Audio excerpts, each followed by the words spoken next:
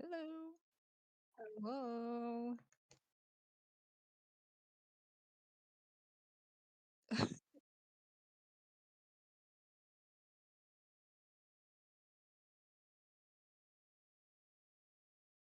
Oh,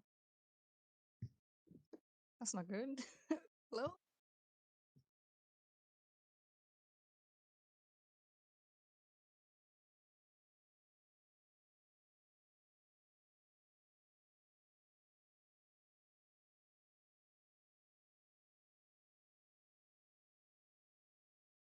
Oh no.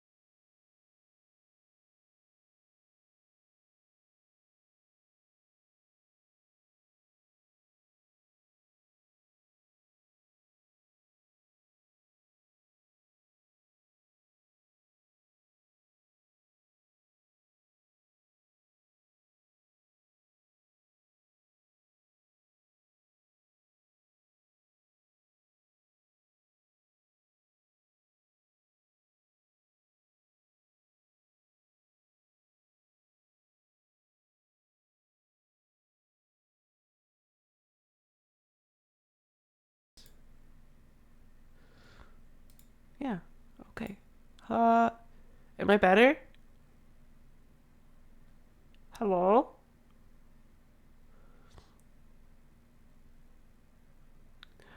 Okay, I think so. It's not that my mic was low.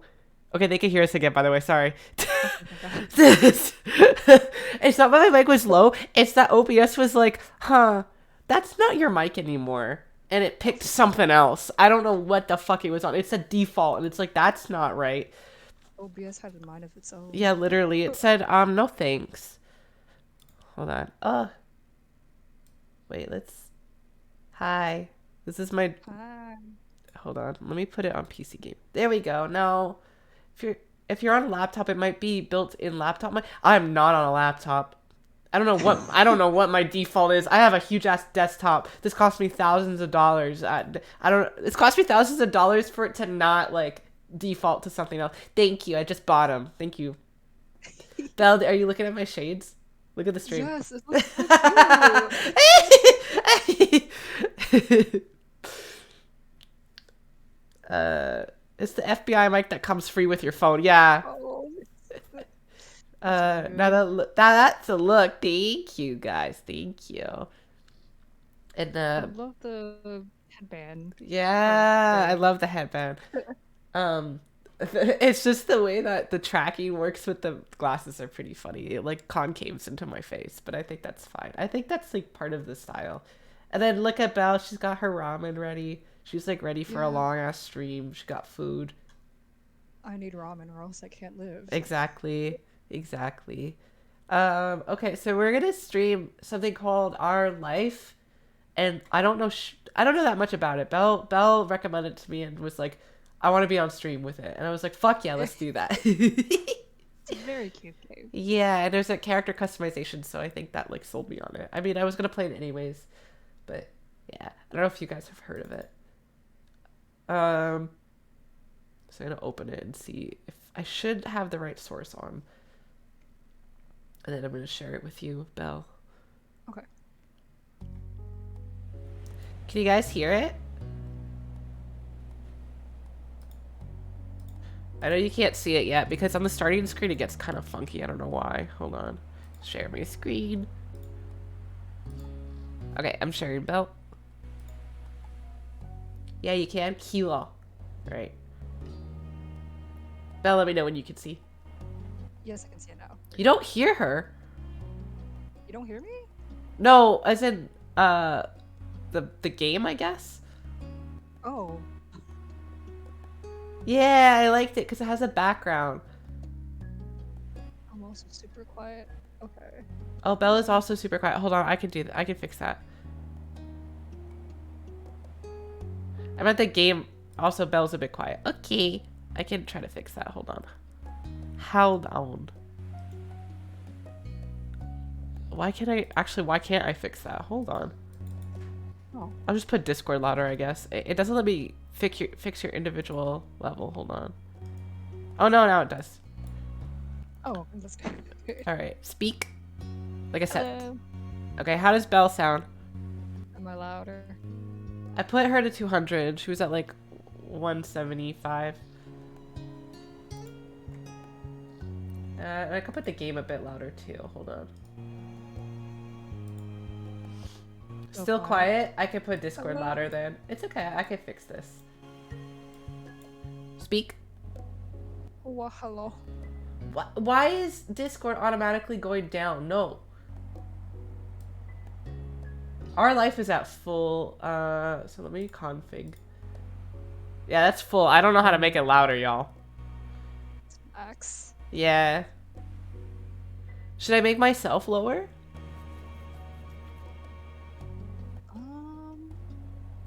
Is it like that big of a difference or like I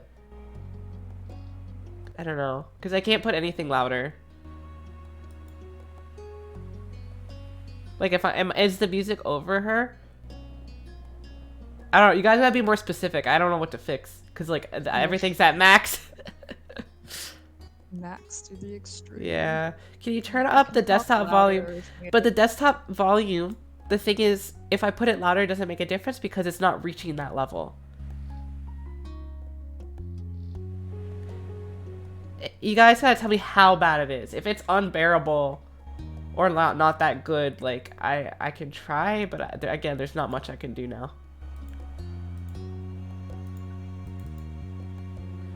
I thought OBS amplified. No, unless you go into other settings, but like it should turn it up. I believe. Yeah, I did.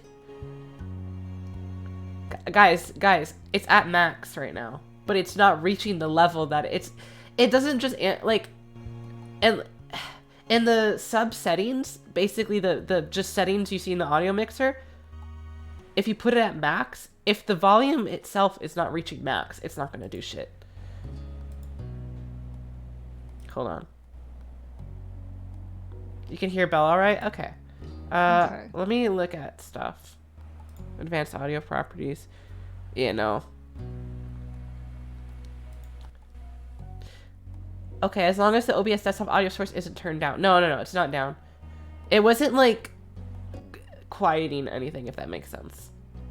Yeah, if it ever gets like you cannot hear what she's saying, we can look more into it, but if it's not too bad, then everything's at max, so T.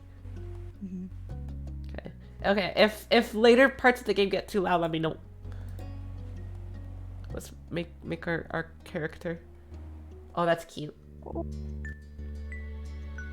Welcome to our life, beginnings and always. Okay. There are various ways you can customize and interact with the game. This tutorial is an overview of how certain features work. You can read the full tutorial from the main menu to learn about everything in detail. Belle, you could be my tutorial. Oh. To start off... Okay. Oh, sorry. No, it's okay, it's okay. If I ever have questions, I'm gonna ask you. Okay. I haven't played this game in a while, so I might be rusty, but... That's okay. Yeah, time passing. So basically we start as like kids. Because we're childhood friends, and then we fall in love. To start off, the game is divided into 4 time periods called steps. Step 1, childhood. Step 2, adolescence. Step 3, young adulthood. And step 4, adulthood. Our life is further divided into sets of vignettes that take place during specific periods of time. Those are called moments. Moments can be played in any order or skipped entirely. Oh, fuck.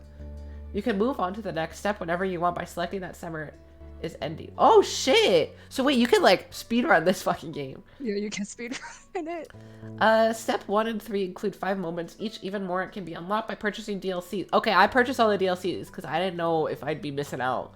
So I bought all the DLCs too. So, I I've downloaded this game off itch.io. It was free, and then I bought the DLC on that, but I don't know how to download DLC from itch.io, so I just ended up buying everything on Steam also. Because instead of figuring it out, I'm like, whatever, just take my money. Yeah. Except for his epilogue, it doesn't include moments. A lot happens over the years go by, especially in regard to the characters you play as. Yay, DLC! You determine nearly everything about the main character. Name, appearance, personality, pronouns, interests, skills, their relationship with their major characters, and so on. I think one of the DLCs is you can romance someone else too. I think. You can decide to change the details as time goes on. With a few exceptions, your last name, skin tone, and eye color can't be altered once set. Much of the main character's basic traits are determined on a character creation screen. As the main character grows up, more options become available on screen. So you're like building their personality as time goes on. Yeah. That's so cute. Yeah. As mentioned, one of the decisions you'll get to make for your character is selecting a name. You can type in any name you like, or you can pick a preset. Preset options are called voice names. Oh, let's do the preset! Wait, there's voice acting in this game?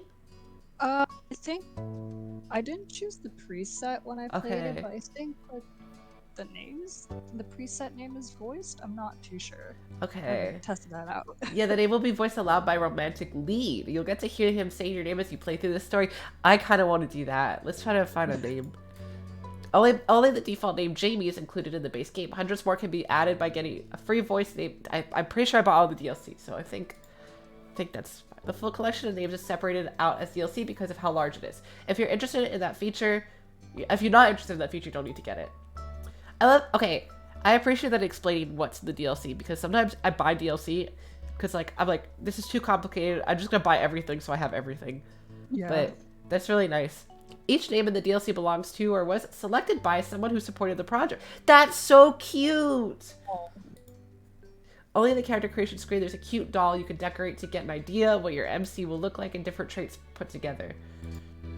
Not all the things you decide about the MC appear on the doll. The script referencing what you've decided for the main character is the main way those decisions influence the game. Yeah, it's so cute. Our life has a first-person perspective, so your character doesn't appear next to other character sprites. You only see the main character as the decorative doll, and in special cut. Oh, the CG images, let's fucking go. The cut-in CGs only appear if certain choices are made. It's possible not to see any during a playthrough. There's also a second type of special MC-based screen, the interest comfort screen. Unless you get DLCs, the game has one love interest, Cove Holden. He grows up with the main character, and the interest comfort screen is crucial for determining how that plays out. Interest level sets how much you like him. Ooh. There are 4 levels: disinterest, fond, crush, and love. Absolute disinterest. Don't give a shit about him at all. Love is only available starting in step 3 if you were at fond or crush in step 2. Alright, so we got a goal. Comfort determines how you generally think when it comes to him. There are 3 levels: nervous, relaxed, and direct. Classify my relationships like this. Dating game where you reject him. Yeah. He gets the bad ending with you. Your level of interest and comfort will set the type of dynamic your character has with the love interest. What you did in the past will influence the present, and feelings can change over time. Nico, I'm 4 out of 2 for you. Love, relax. Aww, that's good. You get to pick your interest comfort near the beginning of every step. Comfort can switch between the 3 levels as you please. Your interest level can only stay at the same or increase. I can get disinterested in something I was previously interested in. Your current level of interest will become the new lowest option on the screen in the future. For example, if you decide to be fond in step 1, disinterest will not be available on your screen in step 2 and 3, which will make fond the bottom level option for your relationship. Interest level has an impact when it comes to physically interacting with Cove. While growing up, things are rather simple. If you get along with one another and have a close relationship, you can choose to touch him, and Cove will occasionally interact with the main character in lighthearted and comforting ways. But starting in step 3, touching can be more romantic or suggestive if you're at a crush or love level. I'm gonna go from crush to I hope you die for people. So this is literally. To make sure things go nicely with that, there will be an extra choice to determine initiative level and a bonus mini tutorial that goes along with the choice to explain the feature in more details. Damn. Basically, even if you decide you like Cove, the game won't force you to act on those feelings. That's cute. Yeah. So it's like go at your own pace. You can always choose not to get together with him, choose not to accept or give romantic gestures, etc. If you do decide to date Cove, though, you can't break up with him later. Damn, they've made fucking sure you're into this guy. He will not let you dump him. Love for fucking life, bro. Interest Comfort gets the basics down, but it's the choices that appear throughout the normal game events that decide what actually happened between the main character and Cove. So you could be like, promise you'll never leave me. Oh, Jesus. Like, you could be like, max comfort everything, but just be like super close besties. Yeah, that's cute. And it isn't only the main character who is impacted by your decision. Cove grows and changes over the years. How he's treated and what he experiences helps shape who he becomes. Dude, we're like raising these kids. Yeah. In step 2 and step 3, Cove's personality, appearance, and interests will vary based on what happens in the previous step. Holy shit! Like, I think you told me this, but like, it's still so cool. Yeah. It's something of a mystery exactly how your decisions end up changing him. You can try to guess as you go along. Dude, I can fix him, bro. I can fix him or make him worse. I want this game so bad I might steal it from your Steam library later. Yeah, do that. I mean, the game's free. Most likely, you're just going to be stealing the DLC, which is valid.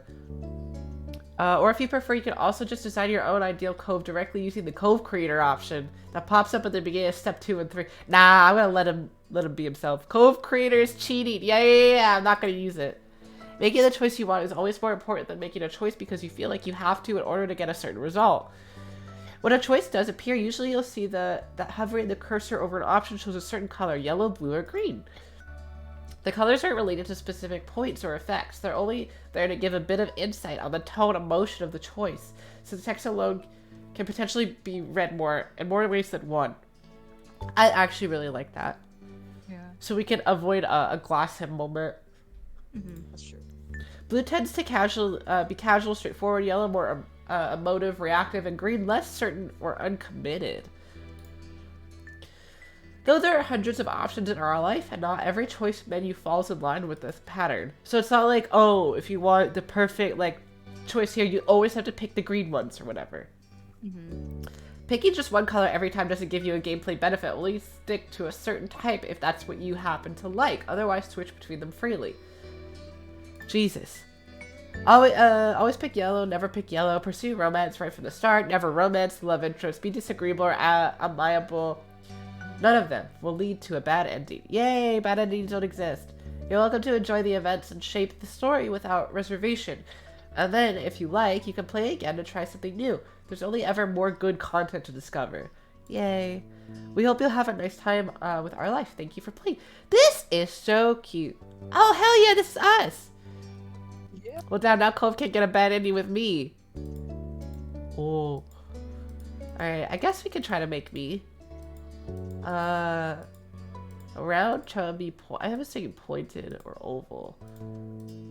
I think my face is more pointed. Skin tone, I'm very light. Hi, no, why gun? Don't shoot me, I'm falling in love. I don't think Cove Creator will account for that. Where's the ending where Cove kills me so no one else can ever have me? I think that's an upcoming DLC. Eye shape. Oval. Point, yeah, sharp. I have sharp eyes. You can't really see under the glasses. Okay, where's pink? We need pink. Pink. Oh, yes, they have pink! Oh my god. The mood of the chat I entered is gun. I'm harboring a really weird atmosphere if when we're playing a dating sim, the mood of the chat is gun, but I like that too. Wait, hair choppy. Let's see. Do we have bangs? Pink iris, not pink eye. Wait, pink iris. Wait, is there iris? Eh. Oh, not pink eye. Oh, I see what you mean. Sorry, I'm stupid. I'm stupid and in love. Oh, this looks good. Okay. Oh, that has like my size. Yeah. Oh, this has like my bangs. But it looks very Asahi, so I don't like that. Stop. Oh! Oh, that is kind of good. But I don't know if I like the braids. Hold on. Shut up. This! Okay, wait. Ooh. So that's blunt too. Blunt too. Ooh, you could do two-tone. Oh. Oh, fuck. I forgot you could do two-tone. That's so cute. But I don't want two-toned. Okay, wait. Girl, there's so many hairstyles. Damn. Damn, this fucking character creator, dude. Okay, I think we went back. I think we might go with the... I forget what it was. Hold on. Blunt 2? Blunt 2, yeah. Can I type? No. Click, click, click, click, click, click, click. Oh, wait. Blunt 2. I think this is the closest to me, right? Yeah. Yeah, and then hair back. Oh, and you make it longer. I see. Like that. Let's see if we have longer. Oh, here, this is perfect. So, I have a confession. My hair is actually tied in the back. A lot of commissions I get don't look like that because I get too scared to correct them. And like my reference sheet doesn't really show that. And like I should probably commission a proper reference sheet. You didn't even, I thought you knew that. I know Belle knows that because that's how she drew the emotes. I feel she's like the only commission like I told. Because I was like, how do you draw the back of your hair? Yeah, and I like sketched it out for you. Very helpful. It's like a low tie. Yeah, exactly. It's like a low tie. I'm a fake fan. It's also like a lot of the fan art that I got. I didn't really tell them that it was tied in the back, and a lot of them draw down, which is nice. It's not like I can't like, yeah, Percy's the real one. It's not like I can't untie my hair, but it usually is right now it's tied in the back with a bow, like the bows in my front too, like that. Okay, wait. Let's. Oh wait, that's color. Ponytail. See if there's lower ponytail. But I think that was the best one. Nico, do you want a banh mi? I'm not really in the mood for banh mi. Thank you though. Oh yeah, I forgot to say, yeah, go get banh mi. Oh, I'm craving banh mi. Get banh mi also. You should also. Oh wait, you're having dinner with your family. I forgot. Yeah, we don't have any banh mi in my area though. Really? I mean, yeah, like no, like I have to go to the other like an hour away from my city. Can you order it though? I probably can, but it's in the other city. Oh. It's Voice like an hour away, and I'm like, why can't I have the DLC voice names? No. Oh. I don't understand. Looks like a little jellyfish. Yeah. Yeah, Belle, come over. We have so much stuff we can order here. Like, because we're... Like, downtown is like a 20-minute drive. Yeah. I might plan to during the summer, actually. If I don't secure placement. Yay! I mean, I want you to secure placement, but... Okay. Let's, no, wait.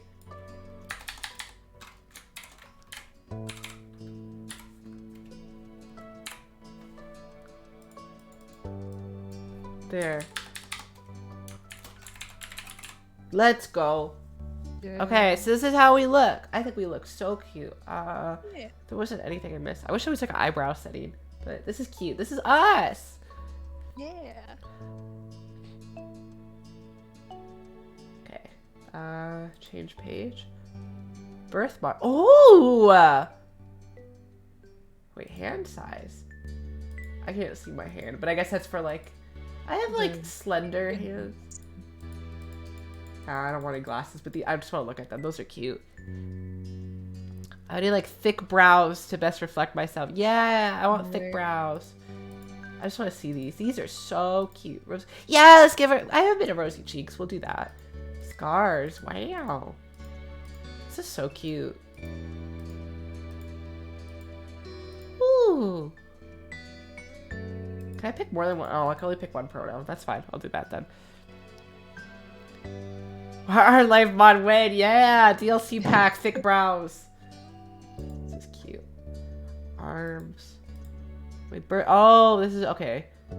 Freckles. Accessory types. Let's see. Clothing type: pants, dresses, shirts. Shirts, pants. I wear shirts, pants. I don't really wear any of these things. There's no earrings. That's fine. Okay, I think this is good. Okay, I think I'm happy with what we have. This is me. Done. Okay, alright, nice. None of the text is blocked. Clothing type: shirt, nothing else. Pussy out look. Oh yeah, you're right. We missed the opportunity. Summer in Sunset Bird was a special time of year. Your usually sleepy town began to bustle. Also, yeah, if what's it called? If like volume gets louder because of music, let me know. It was a popular tourist destination with people coming from all over to enjoy the beach, the weather, and the relaxation that came with both. Will do. Thank you. The smell of the ocean, crisp and salty, hung in the air, bringing 3 whole months of a schoolless vacation with it. During the summer, your moms didn't. Wait, your moms? Oh, like my friend's mom or my lesbian moms? Your lesbian moms. My lesbian moms! Yep. For real? For real. Oh my god, let's go! Your moms didn't like you to wander off too far outside your neighborhood. See, let's go! Lesbian moms moment. You do the area pretty well. Let's go. That included the people. Families came and went from Sunset Bird, but they mostly stayed and did what your mom called putting down roots. They built businesses, they got to know each other, and they definitely said hello to the nice young kids who waved when passing their stores. Going for a walk. Sorry, I just had to lower it in my headphones. It's actually getting pretty loud. Going for a walk around town mostly meant that the familiar, friendly residents waved or asked how your family was, or most often just said hello. Ooh, okay. Oh, these are the vibes. Let's fucking go. Okay. You didn't really get why they always had to say hi. They saw you every day, but you're not about. No, that's too that's mean. Since most of the tourists came and went every summer, we're the same one. Oh, that's cute. No, I would say hi. At least like a little nod, like this one. Yeah. You ended up saying hi to a lot of different people since most of the tourists that came and went every summer were the same ones. You enjoyed learning all about where they were visiting from and hoped to visit those places one day too. But today there was a man sitting on the curb outside your house. He was sitting with his head in his hand, his whole body slumped over, and you wondered if he was even a real person or a statue that had magically sprung from the ground overnight. Whoever or whatever he was, you had never seen him before. Dude, is like he the dad of my boyfriend? What's going on? One thing about knowing everyone in Sunset Bird was that people who you didn't recognize really stood out. It was rare for tourists to venture into the residential district, as your moms call it. So for you, not knowing who a total stranger was, set off a lot of red flags. Your mom's had a talk with you about, and your big sister Lizzie about this kind of situation before. You think you'd be okay to talk to new people? But okay, wait. Well, how old am I at this point? I'm not too sure. Maybe. Okay. I don't know like the grade specifically. Okay. Because I'm kind of assuming I'm a little kid right now. Yeah, you're so like, I'm a little kid. I didn't listen to what my mom said. They mentioned some people are good to talk to, but other types of people can help you if you don't know them. Huh. I wasn't listening. But you weren't sure about this man yet. Oh, okay. Still, you feel a bit scared knowing that he was blocking the way to your front door. Oh, wait, he's on my front porch.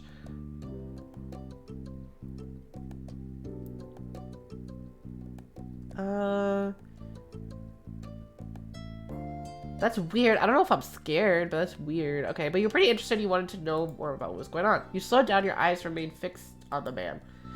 There was a split second where your eyes met and you knew he was aware he wasn't alone on the street anymore. Hey! You raised your eyebrows at the shout. Did he want something? Is that why he was here? Ben stood up and started to make his way up toward you.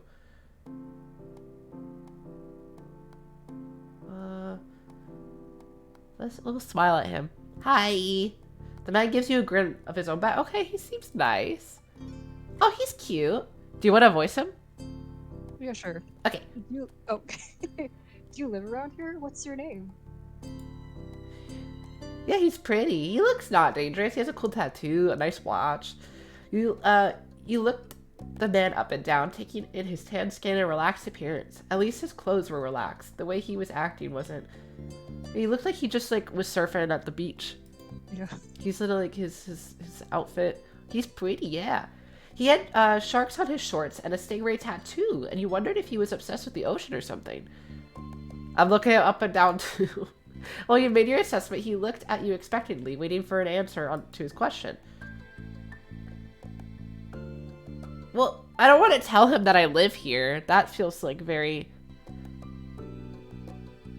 I do want to tell him my name, though. Whatever. I live right here. I live right there. My name is Groovy. Great. Nice to meet you, Groovy. He gave you a broad smile, relief settling on his face. He reached into his pocket and pulled out a clean $20 bill. It crinkled in his hand as he held it up to you. Even more confused than before, you looked back at him. Oh, I'm speaking. Okay. It's okay. Do me a favor. The voice caught me off. Yeah, I thought he was gonna voice the whole thing. That's okay. Sorry, continue. Oh, nothing bad. Sorry, I should have let me start over. What the fuck? He cleared his throat. Oh. Sorry, sorry. It's hard because he doesn't have a name yet. He cleared his throat and stood up straighter. From where you were standing, it just made him look creepier. This one, his name is Cove. Who's about your age? Is he gonna pay me to hang out with his son? Hot dad? Yeah, I thought he was like 20 something. Maybe he is. This guy was definitely obsessed with water. Oh, because his fucking son's name is Cove? Yeah. He wasn't the only person like that in Sunset Bird. Where do I get to fuck Cove's dad? We moved in across the street, see? Okay, so he's just a nice neighbor. He gestured toward the house that had been empty for a year, his watch catching the late afternoon sunlight and reflecting off the walls. The gigantic for sale sign was finally gone. You must be Gruvachar and Nico, right? I met your moms earlier and they told me you were 8, just like him. So. Okay, my moms know him, so I feel a lot safer. If you're getting with Cove, then I'm gonna be with Cove's new stepdad. No! That's so weird, you're gonna be my dad-in-law! He shook the $20 bill to bring it back to your attention, a hopeful smile tilting his lips. He's bribing an 8-year-old! Can you try to be friends with the boy? What kind of dad? Just give it a chance and you can keep this. He's a good boy. Dude, I could buy a new skateboard! But you've got to keep it a secret too, okay? It wouldn't be friendly to say his dad sent you. Oh my god. The kids really get their parents to pay for friendship. Had your mom's done that for you and Lizzie? The thought made you oh no! What do you say? Want to make a deal?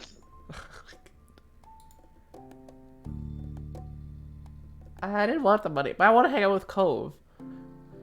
Belle's really quiet. I don't know what to do. God damn it. Or... Should I lower myself?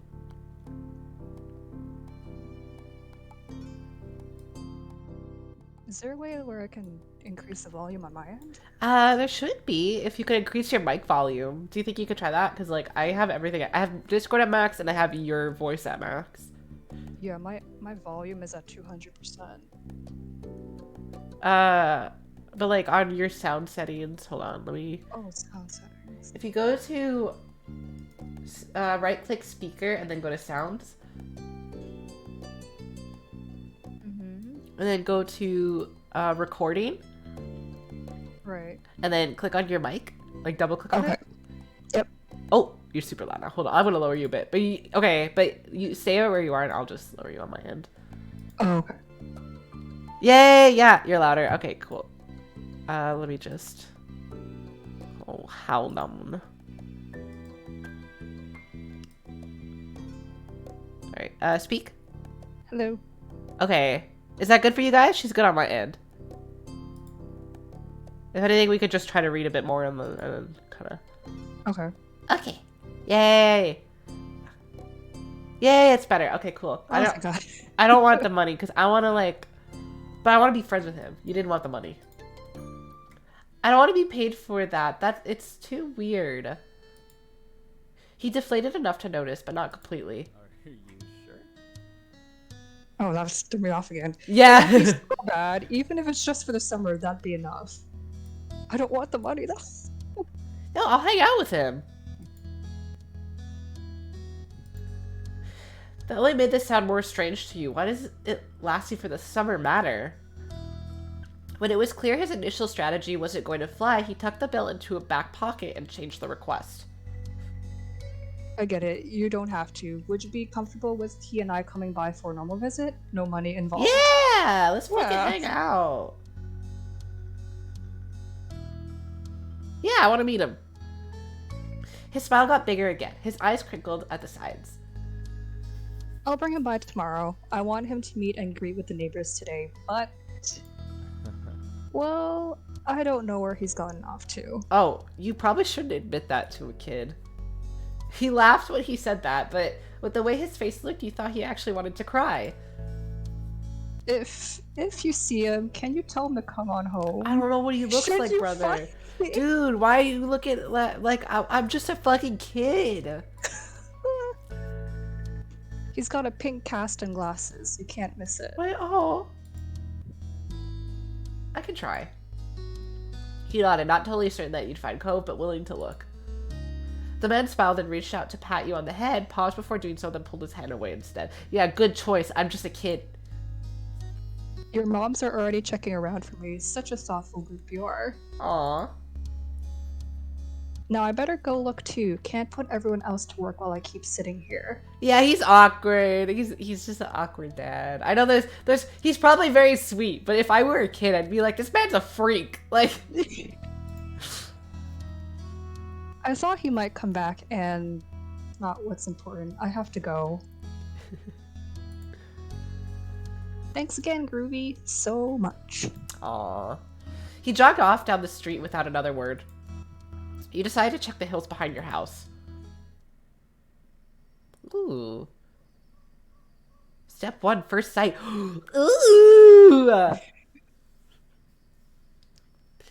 The chirping of crickets in the tall grass greeted you quiet and familiar. From the top of the hill, you could see the ocean as you walked. You listened to the crash of the waves on the shore and the seagulls squawking as they settled down for the night. I want to say something. I don't know if it's like the white background on the text, but it's so easy for me to read. I feel like when I played Hooked on You, I stumbled on my words a lot more. I don't know if this is like a dyslexic like thing, like what's it called? Accessibility thing. I don't I don't know what actually helps me or not. I have to like read it and be like, oh, this feels good. Like, do you know when people do like, I think it's outline contrasted against the black helps personally. Yeah. And like, you know, when people double space, it's so much easier for me to read. I remember people are like, why do you do that? And it's like, oh, it's easy for dyslexics to read. I'm like, oh shit, they're right. It's so easy to read. Yeah, I really like that. I wouldn't be surprised. Like, these devs seem like they do something like that. It's very easy for me. You always love the ocean. It's so much fun. You love to hear stories about the sea, about the merfolk and sea serpents. You imagine living... Oh, I love thinking about what lives in the ocean. Because, like, it's still true. We're not even, like, aware of half the things that are in the ocean, right? Yeah, we don't even know, like, the most of it. So cool! I honestly think we should be exploring the ocean before we start exploring space. There's so much things we don't know yet. Yeah. You didn't enjoy the beach all that much. Oh no, I enjoy the beach. I love the beach. Sometimes you could almost convince yourself you had seen the flash of a shiny mermaid's tail in the distance. I'm not gonna lie, mermaids could very much be real. That's true, yeah. Yeah, I'm scared of the ocean. I But like I'm really interested in like what researchers look into with the ocean and yeah. stuff. I like to watch like ocean Have documentaries, but personally oh no, I won't dive into it. Like looking how deep it no. is. Ugh. And like, No. do you see when Please. guy like have you seen videos of like divers when they just go all the way down? Like they just keep fucking going, and you're like, what the fuck? Like, Wait, what? Can you repeat that again? oh, it's like there's videos of like ocean divers like, and they just keep going down. Like I think they have like Yeah. a rope attached to them, obviously, but like they still need the like they get Oxygen enough tanks. oxygen tanks like to keep them. Like they just keep going, and it's like that's so scary. And like they'll have Right. cameras with them, so you see them going down. Yeah, I can't even imagine how like dark it is down there in Oh the yeah. ocean. I don't Imagine remember going the higher. underwater hotel. They just keep going. Yeah. Going. It's so scary, but it's so Like you don't cool. even know like what creatures are down there. Like Yeah. you probably don't even know like half the creatures in the ocean because That's they're probably yeah. living very deep down there. Exactly. The ocean's so cool but so scary. Mm-hmm. You took in a deep breath. You wanted to try to relax and couldn't. Creatures to meet, so many creatures to meet. You weren't sure what, but something told you you weren't alone, so you glanced around. Oh, he's so cute! Oh, I love his green hair, like the pastel green. He's so cute. There was a boy sitting at the top of one hill, almost completely hidden within the long grass and white flowers surrounding him. Itty baby! I used to have glasses exactly like that. I had red frames like that. And now it's so embarrassing. His head was buried in his knees, staring ahead by himself. For whatever reason, you probably, wait, probably just that he wasn't paying attention. He hadn't noticed you yet. Oh god, the red glasses. You watched him a minute longer, feeling a little bit like you'd found a deer in the wild. Though deer didn't have green hair, wavy eyebrows, huge glasses, pink cast, sad frowns. Browns. That's so. Aww. Wait. I mean, they don't have any of these things, but they don't have sad frowns. But this boy did. I love his wavy eyebrows. He's so cute. You wondered what could have upset him. After a few more seconds, you took a step forward, then another. And then he glanced your way.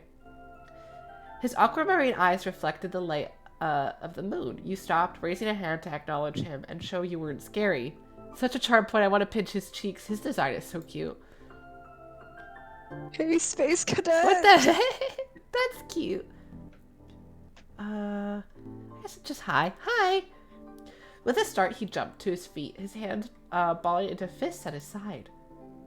Oh, he's crying. Baby. He didn't say anything, just stared at you in a strange way. He'd been crying. There were traces of tears on his cheeks, and his knees soaking the hem of his shorts, and his eyes were still shining with a few more. You'd obviously caught him off guard. He's so small.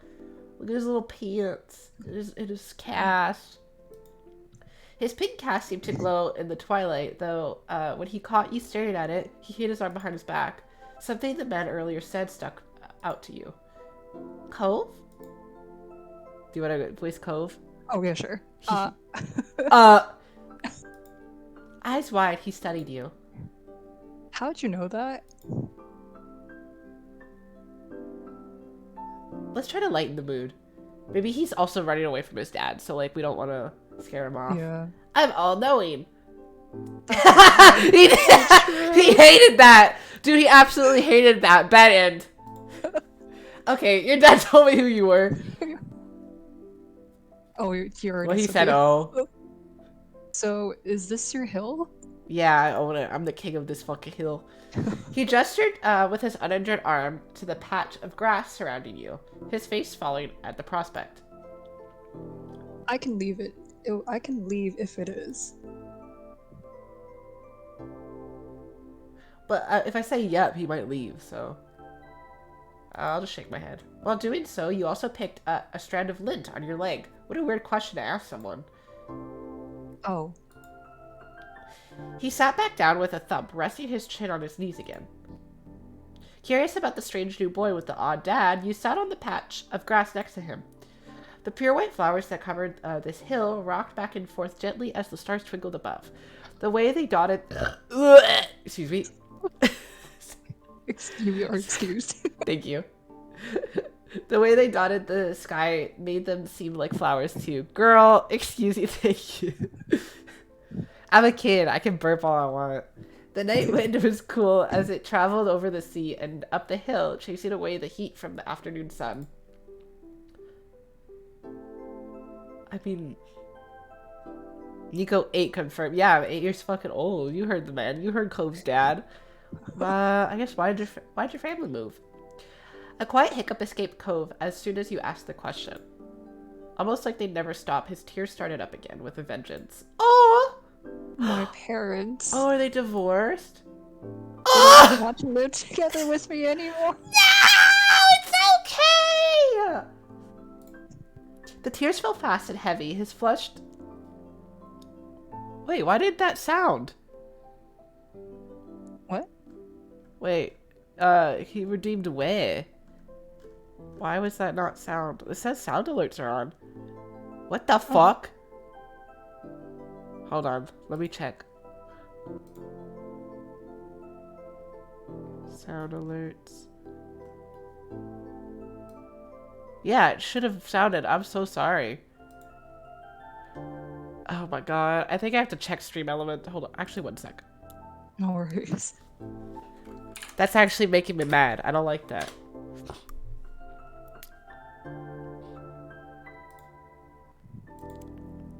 Dashboard. Oh wait, no, I have to check sound alerts. Why does this keep happening to me? Home. Here, dashboard. Log in with Twitch.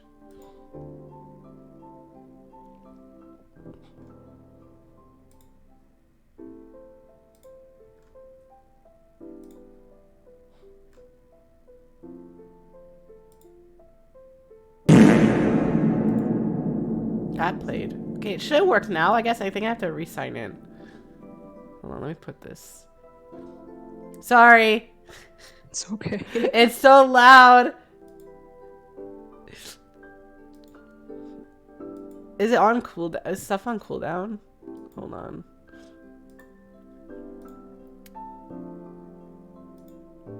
Get started.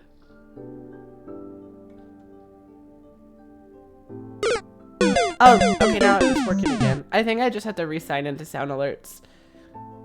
Let me check the other ones.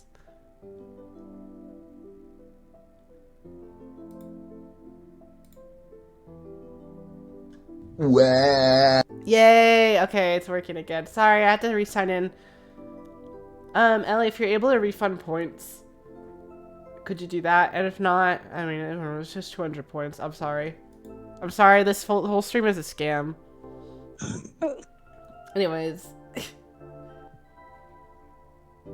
Turn the sound alerts down, they're really loud. Okay, hold on. Hold on, I'm gonna test it again.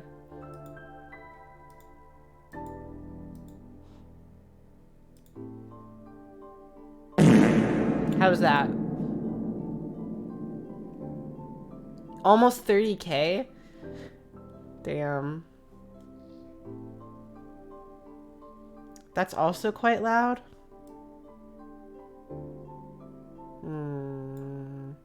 Hold on. How was that one? The same amount of loud it usually is. That's good. But is it loud enough to be like, oh, a fart? Like, you know, like I want it to be somewhat loud. But not too loud.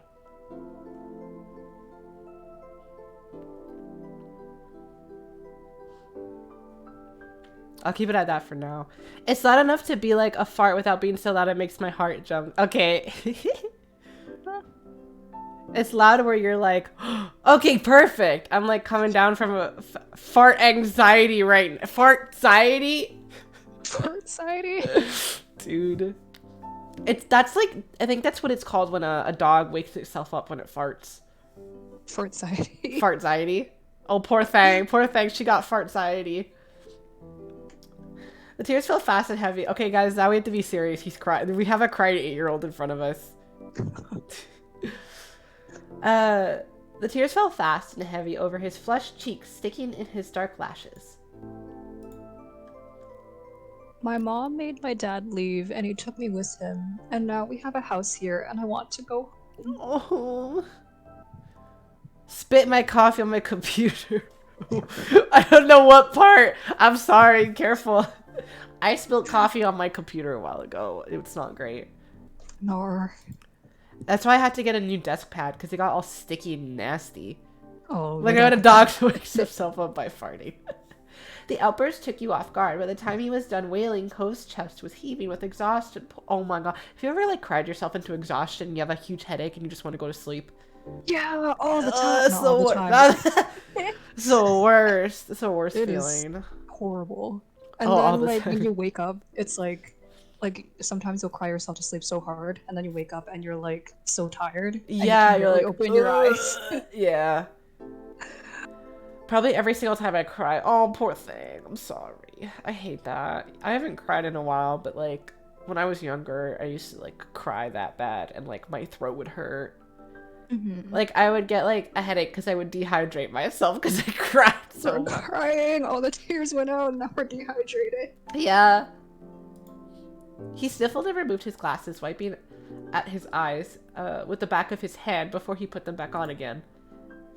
I hate this place. I want my real life back. Oh. I want my mom. Oh. Stop crying, bitch! I don't want to say I said like fuck your mom, your dad's nicer anyways, but I'm just gonna say I'm sorry. He slipped his hand underneath his glasses and pressed his fingers against the eyelids. Cove wound himself up again for another long crying fit. You felt bad for him being forced to come here with no choice. You couldn't imagine what it would feel like to live with only one of your moms, but it must be pretty hard. Stop fucking crying! Man up! But from the way off in the distance, you heard your parents. Yeah, I'm gonna make you be all the other people. Okay, groovy. Cove? Oh, Cove. Okay. Oh, you already said it. Yeah. Kids, where did you go? Cove looked at you, tears still clinging to his cheeks. He can't man up his baby. Don't tell them we're here. I want to go home. I don't want to go back to that house. I want to go home.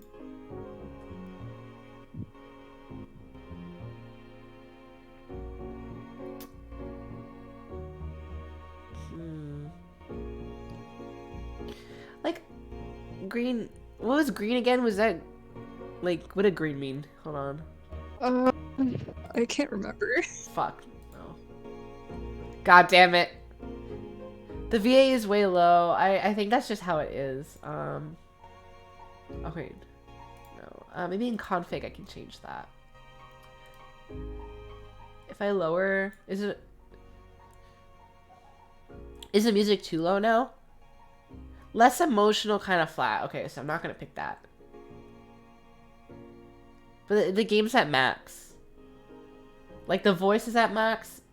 Oh wait. Oh no, it's not. Oh, never. I thought I didn't listen. I didn't see. Okay. How's the music sound? I didn't know. Did you guys know? No. Okay. The music is fine. Okay. You can handle it. Is that comforting? You can handle it. We're all surprised, don't worry. Sorry, I get defensive. I think, okay, you can handle it. You can handle it, and even if you can't, he's your dad, right? Okay, I like that choice. Yeah, he is. During the grass off, dusting the grass off your pants, you stood up. So you didn't come here by yourself or with a stranger. He's got to take care of you no matter what. Slowly, Cove stood up with you, still looking a little reluctant. His dad's voice rang out again. All right, this moment of truth. Oh, he didn't. No, he didn't say it at all. Can you hear me? He looked toward the sound of his dad's voice, silent, then turned away, while rubbing his bandaged arm. Sorry. Oh. Sorry, I still don't want to go. How did that sound, guys? Was it too loud? It was good for me. Yeah. I'll just sort of wait with him. Yeah, I get it. You do? Before you could answer, you heard Ko's dad even closer than before. There you are, bud. The trio of parents appeared over the curve of the hill. Instantly, all their eyes landed on you, and they rushed over. Oh, my moms are hot! Yeah, your mom. Yeah, look at my moms, guys! Both of your moms were at... God, she's so hot. Sorry, Cove, I'm gonna get with your dad. Oh, he's so hot. Hot moms, let's go. Guys, stop being horny. Guys, the man just went through a fucking divorce. Both of your moms were at your side. Never. Fuck you. Both of your moms were at your side in a split second, faces filled with worry. Groovy. Sorry. Oh, Sorry. No, you could be the NPCs. Okay. Groovy, you're here after all. We had been at the park to check for Cove, and then heard what happened earlier when you met the new neighbor. I thought you might have gone off further away.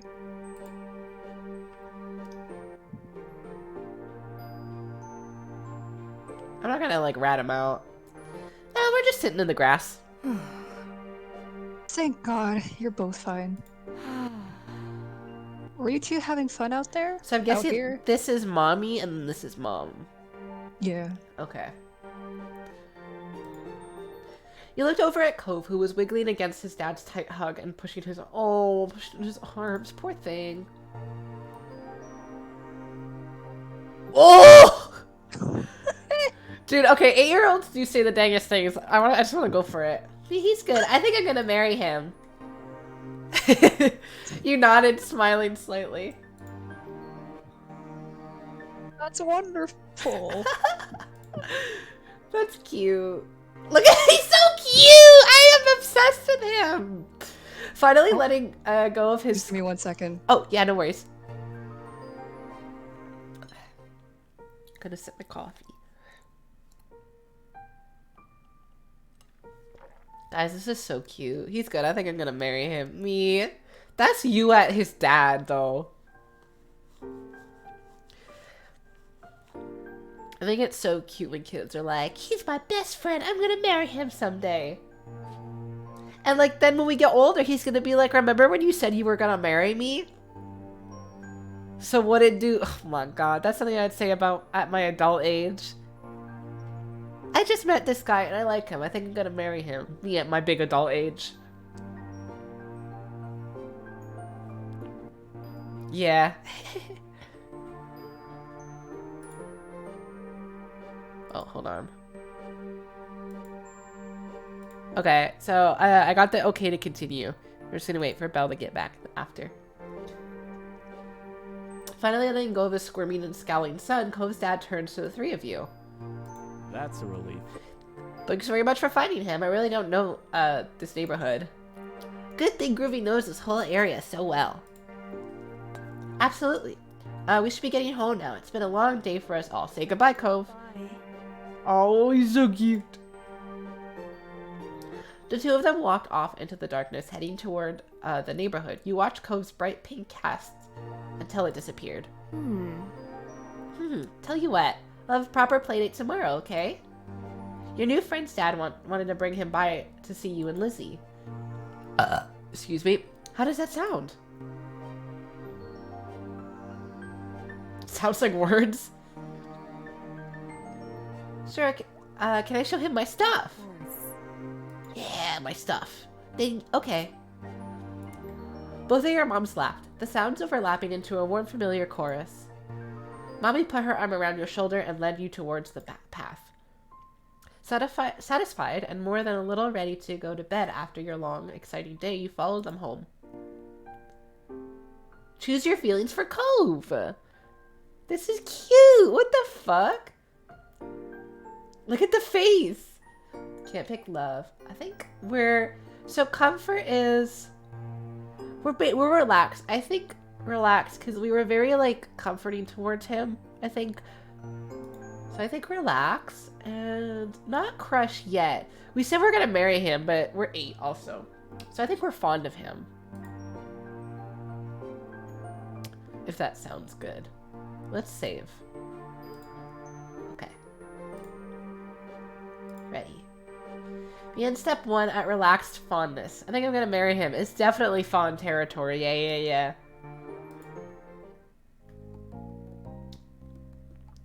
At the breakfast table, the next morning, you finish your food faster than usual. Oh, I was excited. I guess maybe that's like, maybe like if you're excited to see him, you like go like or whatever. I don't know. Anyways. Your sister Lizzie had run out early to go play, but you stayed put. Today, just like your mom said, promised, Cole was coming over to hang out. At least for me at 8, crushes, I'm gonna pick you up and throw you. Did you ever pull people's hair?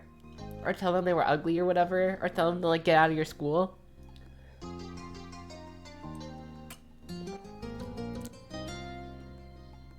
Never did any of those mean things. So when I had crushes on kids, like my friends would make fun of me for it. So I'd be like, actually, I don't like them. They're stupid. No, because I was homeschooled. Oh. Excited to see your new friend again, Groovy? Yeah, I am. How sweet. I'm so happy he moved in. Okay. I didn't throw them in a mean way, only in a cute way. With that said, are you done with your breakfast? I did bite in a mean way though. Oh, I bit kids and scratched kids. I was like an animal. I don't think I did it to kids I liked though.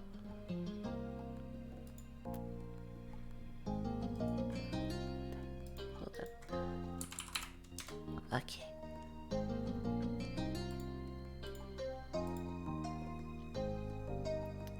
I didn't know. I was a violent kid, so it's relatable. I bit so many people. I got told by a teacher that I should buy a stress ball because I would like dig my nails into kids' arms, but it was only because they were annoying. And I also a kid kicked a block of ice at my feet, so I smacked her with my lunchbox, and then she started crying. But like, at this moment, I still think that she had it coming. A girl dug her fingers into my arms. I bled and none of the teachers did anything. Dude, I don't know if you know how hard ice gets over here. Like, she could have made my legs bleed. Oh, poor thing. I'm gonna be real. You probably did not deserve that. I only did it to kids who deserved it. Dude, like, she kicked a big block of ice at my legs multiple times while we were walking. Like, and like, I told her to stop. I did use my words. I gave fair warnings. I said, fucking stop. It hurts. If someone told you fucking stop, it hurts, and then you get smacked in the face after, well, you had it coming. See, the important context for me was I was thinking, no, it was a big block of ice. Not ice cubes. It was like winter ice. Things that could, like, if you probably smack someone in the head with it, probably kill them. Yeah.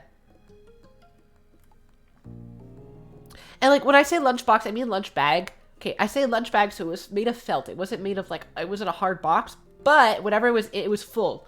So it did hurt. Like, it was still pretty heavy, but it wasn't like a tin, you know? I never had those, like, tin lunch boxes. Yeah. It still hurt, but not to that point. Like, I don't think she bled or anything, but she did fucking bawl her eyes out. And I never got in trouble. Anyways. My bowl is empty, so I nod. Good job. He should be here soon. Because she was fucking rude. Exactly. She was usually a rude kid, too, for no fucking reason. She just thought it was funny. Clean up began, and then on cue, there was a knock. it was hesitant, like the person wasn't sure that they were in the right place. Still loud though. We need to get a more obvious doorbell. I know. Dude, I never hear when people knock on my door. Groovy, could you get it? I like how they only past 6 years seen a block of ice bigger than a drink ice cube. Dude, I gotta like show you what a block of ice looks like here. We weren't allowed to do snowball fights anymore because sometimes people would get blocks of ice in them and like kids would bleed. Or like have to go to the hospital. Like it was dangerous here. Yeah. Hello. Hi. We're talking about beating kids up. What? So, did you ever get in a fight when you were a kid? Like with another kid? Yeah. Like physical? No. So I was talking about how, so like where Perpsy lives is like there's not a lot of snow. So when I said like a kid was like kicking ice at my feet, he thought like there was like maybe a bit bigger than an ice cube. But like, okay, if in Canada you got ice kicked at your feet, you think that would hurt, right? Because it's a big rock of ice. Yeah. So that happened to me when we were walking in line at school, and I told the kid to stop, and she just laughed and kept doing it. So I turned around and smacked her with my lunchbox. Good. Yeah, see? See? Look, if a kid kept kicking me with fucking snow, I would go ahead and whack. Yeah. It's like, if you're gonna do this to me, I'm gonna smack you back. Yeah, literally. Where I live, I can actually, it can actually snow and freeze over, but it snowed maybe once every 3 years. Okay, yeah, it's just been getting worse for us. Oh wait, actually, I remember this one time where I was playing the sandbox in junior kindergarten. And this kid kept throwing like sand at me. Oh. So like, I threw sand at him back, and he started crying. And I was like, "Well, you threw sand at." I hate when kids instigate shit. Like, as you're a kid, when you guys are both kids and someone instigates something and then you fight back and they're like, wait, it's like, fuck you! Like, what? Grow up! I've been stabbed at school. With a what? A knife? Have you been stabbed? Yeah, but they can't fucking take it because they think you're not gonna fight back. Because I was a quiet kid at school, but like, but I was also, I was quiet and violent. With a knife? How'd they fucking get a knife? How far did they stab you? My brother got stabbed with a pencil in the back of the head. Like, in the back of his ear. And there's still, like, a stain. There's a scar still there. Oh, damn. And, like, I think we planned to get it removed surgically, but then he just didn't want to. And, like, it wasn't getting infected or everything. So he just has it. So it looks like there's a pencil lead stuck in there. I don't know. It's like a weird... It, like, stained into his skin and there's, like, a scar. Oh. Because a kid who was supposedly his friend just stabbed him with a pencil. Who stabs their friend with a pencil? I don't know. It was like my hand and my arm. I think it wasn't really deep. That's weird that they even got a fucking knife in school. Or thin scar. Wait, actually, where were you guys? At the park or something? I'm like, there was a kid who brought a lighter to high school who kept lighting it at like our lunch table. I'm like, could you stop, please? I would be uncomfortable. Yeah, he was weird. He was the guy who would pretend to be Russian. I think I've told you about him, right? No. Like outside at recess. How the fuck did the recess monitors are the most useless bitches ever. Right? They don't do anything. They don't do shit. I was getting beat up at this, like I was bleeding. Like this kid was obsessed with me, and when I wouldn't play with him at recess, he beat the shit out of me. And like I would run, like I got scared at recess whenever he'd come near me, so I ran to like the teacher, and she's like, you can't. Oh yeah, they would be like, don't bother the recess monitors because you're distracting them from monitoring recess. It's like, girl, I'm getting beat up.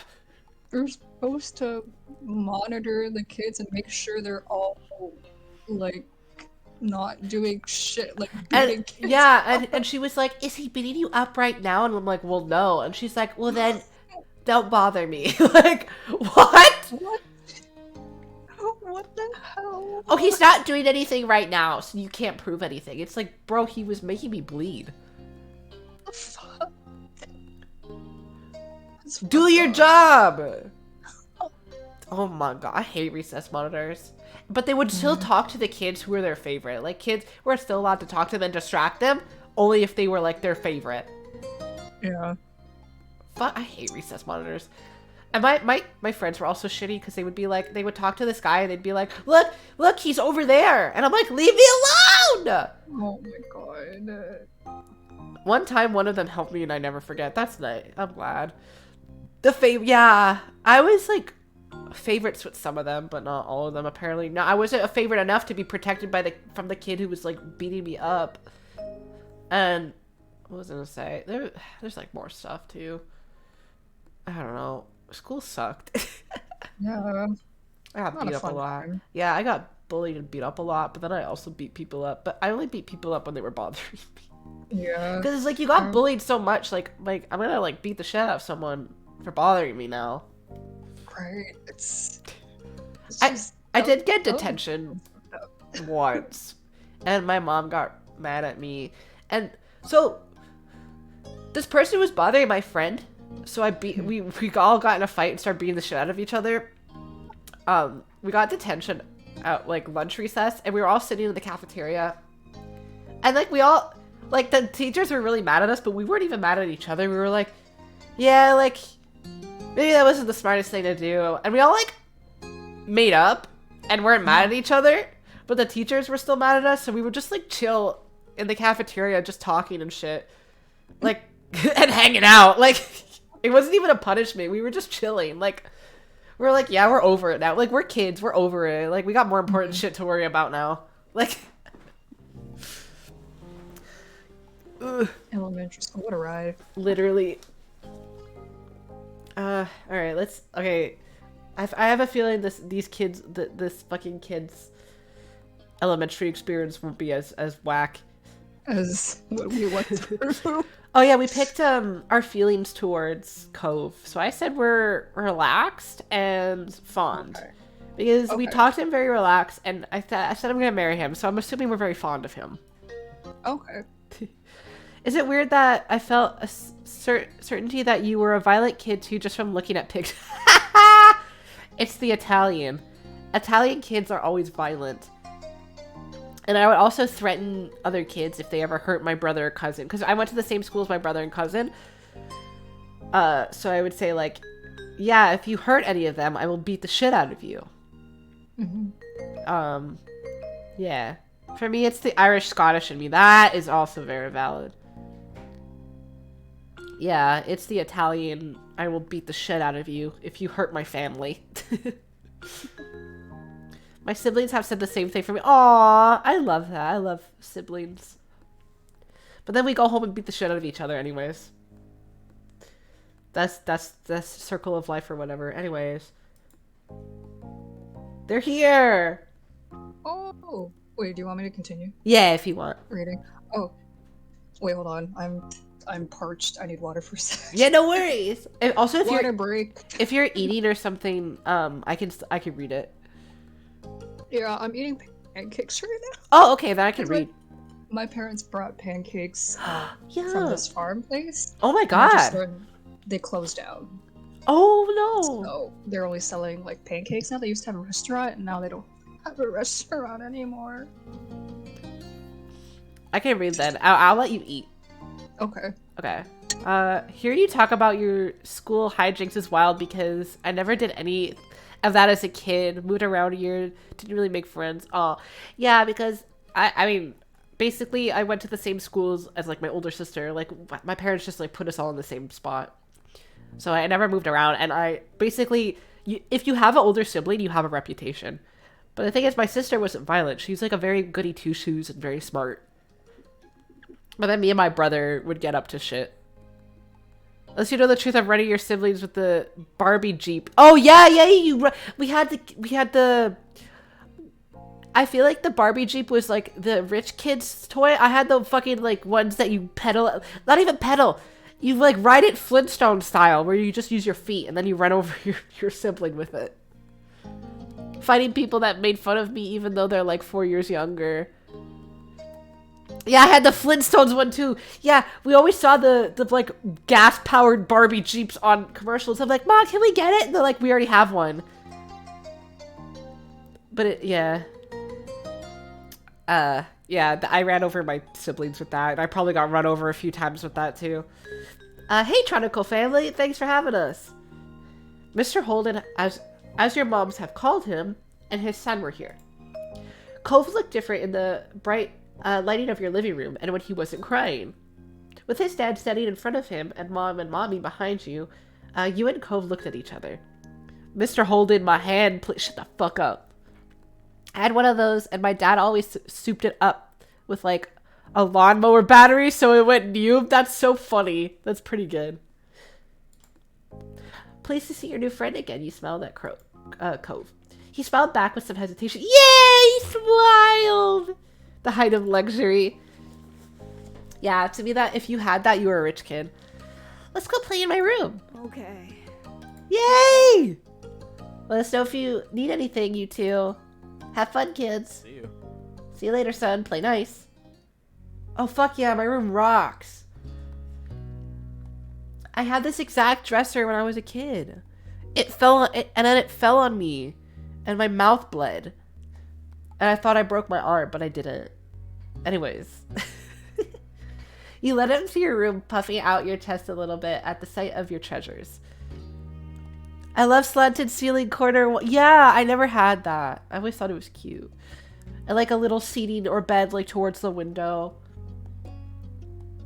This room is cute. There were lots of stuffed animals, a cool bed, a window to look out. It was a great room. You hadn't had anyone to show it to in a while, but you were really proud of it.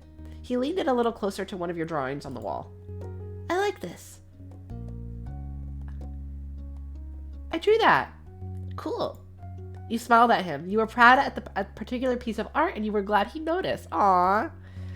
He turned to look around the room a little more, studying the books on your desk and the pictures on the wall. I don't. No, I like it. Hi, Vivi. I love my drawings. I'm such a confident kid.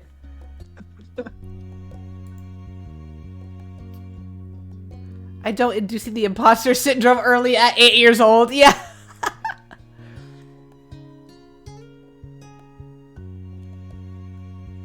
I hope he likes my room. That's so wild to have an option for something you have on your wall.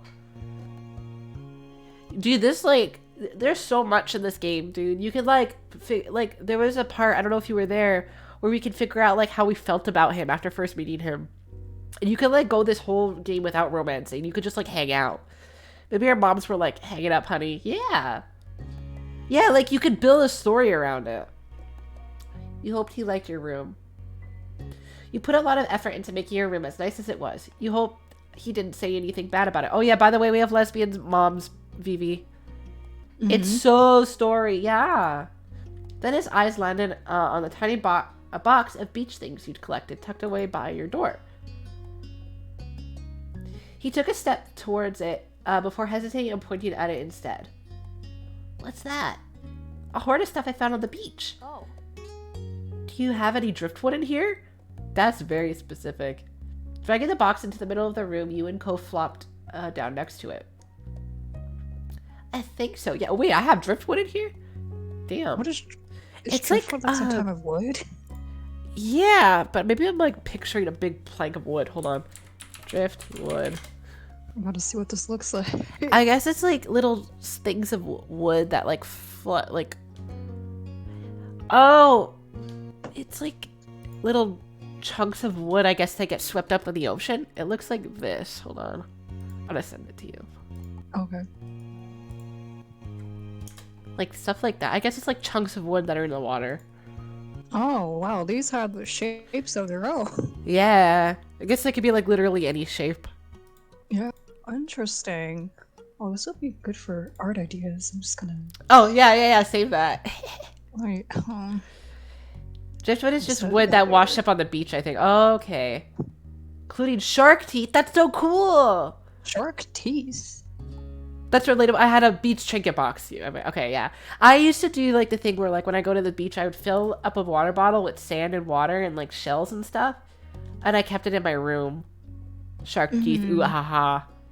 I don't know. I don't think I still have that. I think I probably threw that out. But like, I always thought that was so cool.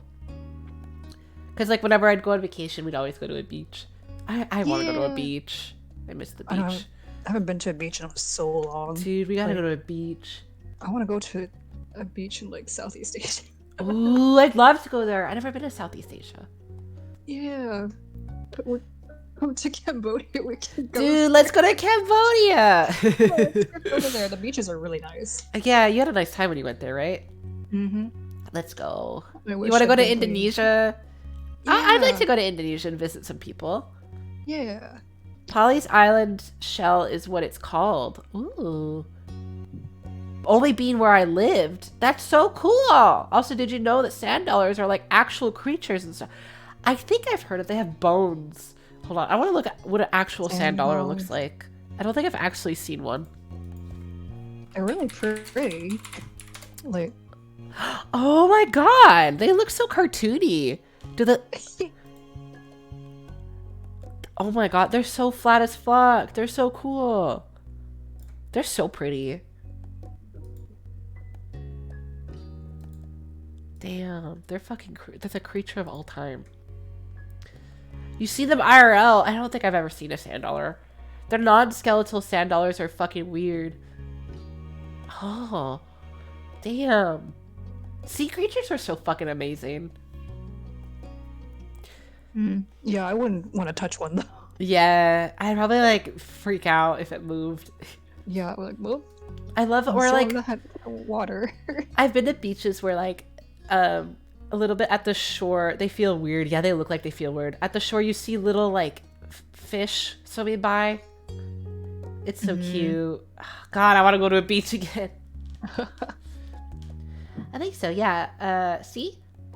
We got driftwood. You gestured to a piece at the bottom, still covered with specks of sand. Oh, fuck yeah. This is a good collection. Yeah! You liked her collection. Yeah, the little fishies I used to try to catch. Yeah, I would try to catch them. I could never catch any.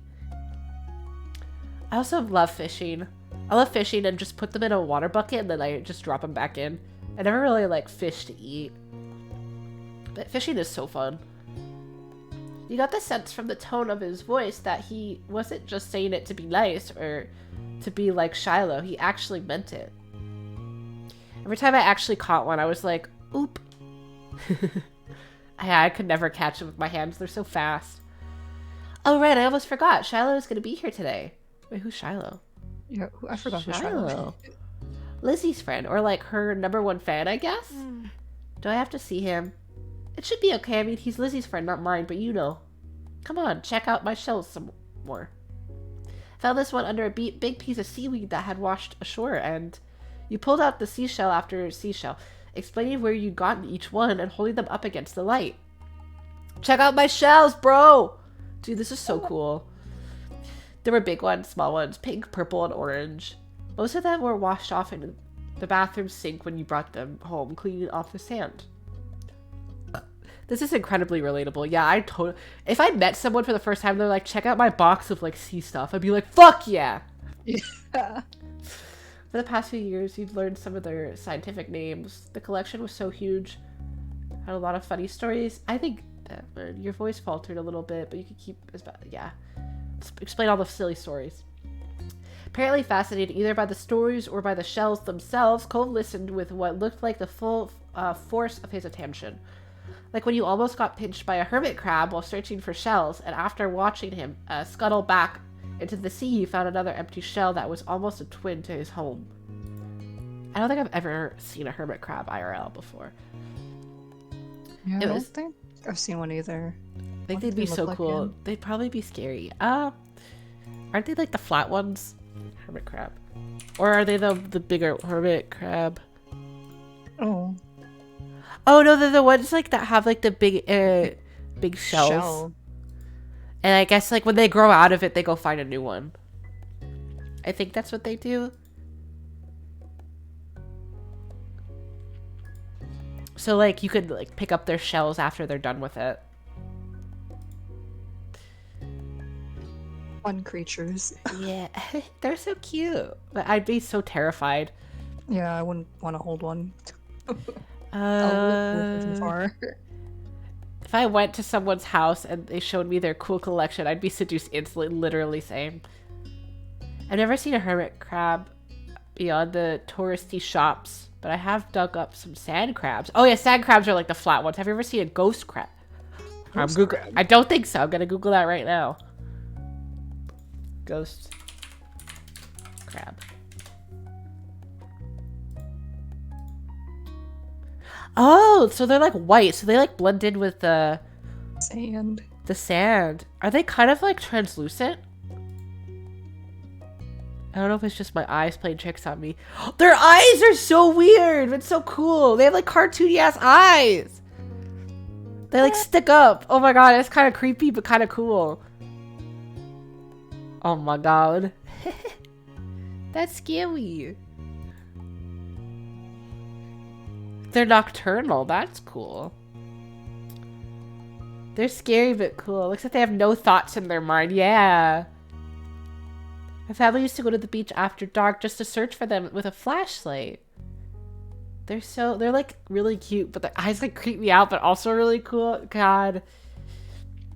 It was a new experience to be the center of such dedicated focus. Ooh.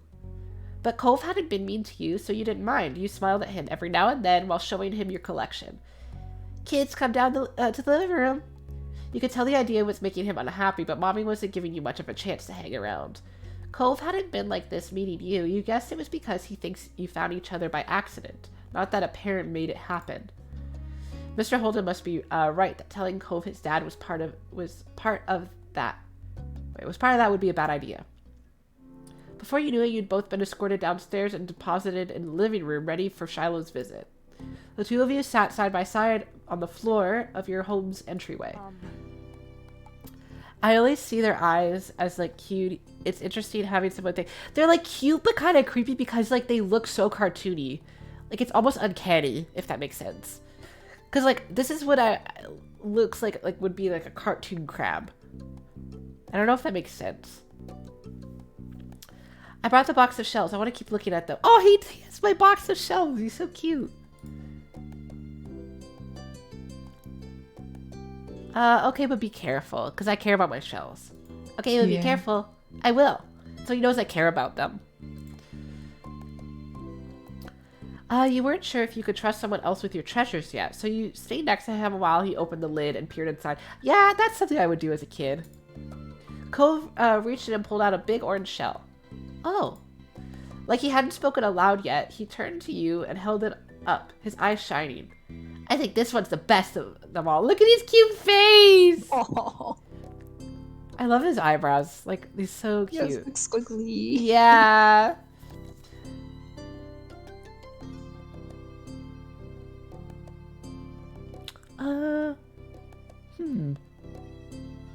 I like my treasures, but I can give it to him. He really likes it. You can take it. Cove looked at you in surprise, his eyes going wide. Really? Sure, you like it a lot, right? Uh-huh, but I don't want to take it from you. It's okay. You got the impression he was hesitant to accept something because he didn't know you very well. You can take it. No, it's okay. No, it's okay for you.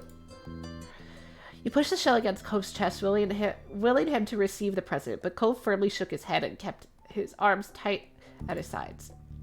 It was a battle you couldn't win, at least not today. Cove is your neighbor now. Maybe you could give it to him another time. I'll sneak it in his house or some shit. The two of you were still sitting on the floor looking through your collection of beach findings when the doorbell finally rang. Cove jumped, startled by the sound. Since the person hadn't knocked, he figured it was probably Shiloh. He knew where to look for that. Lizzie's friend? You nodded, but that didn't seem to make Cove feel better. It was really obvious. Cove didn't hide his feelings well. You could tell that he was thinking right away. You could tell what he was thinking right away. Hi, Josh. Hello. Hi. We're becoming childhood friends to lovers. We're still at the childhood phase. It's very cute so far. This isn't a good idea. You'll be all right. He's here. We can't leave him. Wait, we can't tell him to leave. He's at our only door. If you go upstairs, he'll find you. Yay, love childhood friends and lovers. Yay. Cove glanced around the room, his eyes wide, and finally paused with his gaze locked onto the back of the house. See, I can go out the window. He hates people, bro. He was already walking toward it. No. Scrambling to think of something to say, you stepped forward, then paused. Do you want to break your other arm? No. It's the least escape. You know, should we leave the back window? My bro hates people. I'll come with you. Hurry, they'll see where we're going. He glanced back at you, then nodded. The two of you made your way to the window together. Oh fuck, we got out through the window! Dude! It wasn't much of a distance to climb out, but by the time you landed gently in the bushes. Little rascals. You looked up to see that Koba's already taking off away from the house. Wait a sec. He was fast. Running. Yeah, he fucking...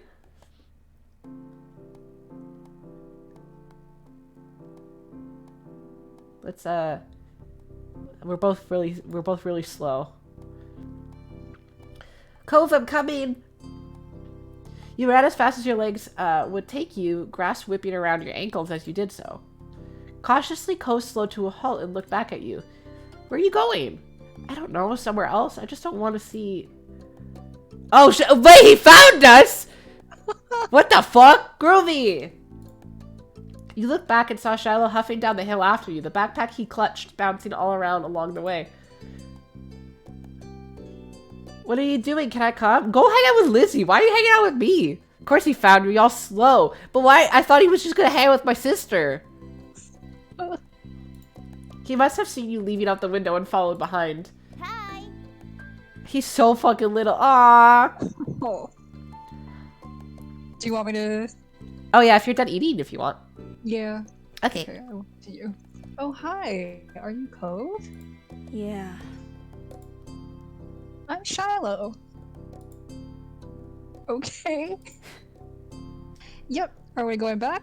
Or are we gonna play outside? Wait, where's my sister? Like, why are you hanging out with us? They're gonna turn down an adventure with a backpack. Okay, so I kind of get this because, like, I have a little brother. And, like, whenever I had friends over, he's like, can I play with you guys? And I was always like, fuck no!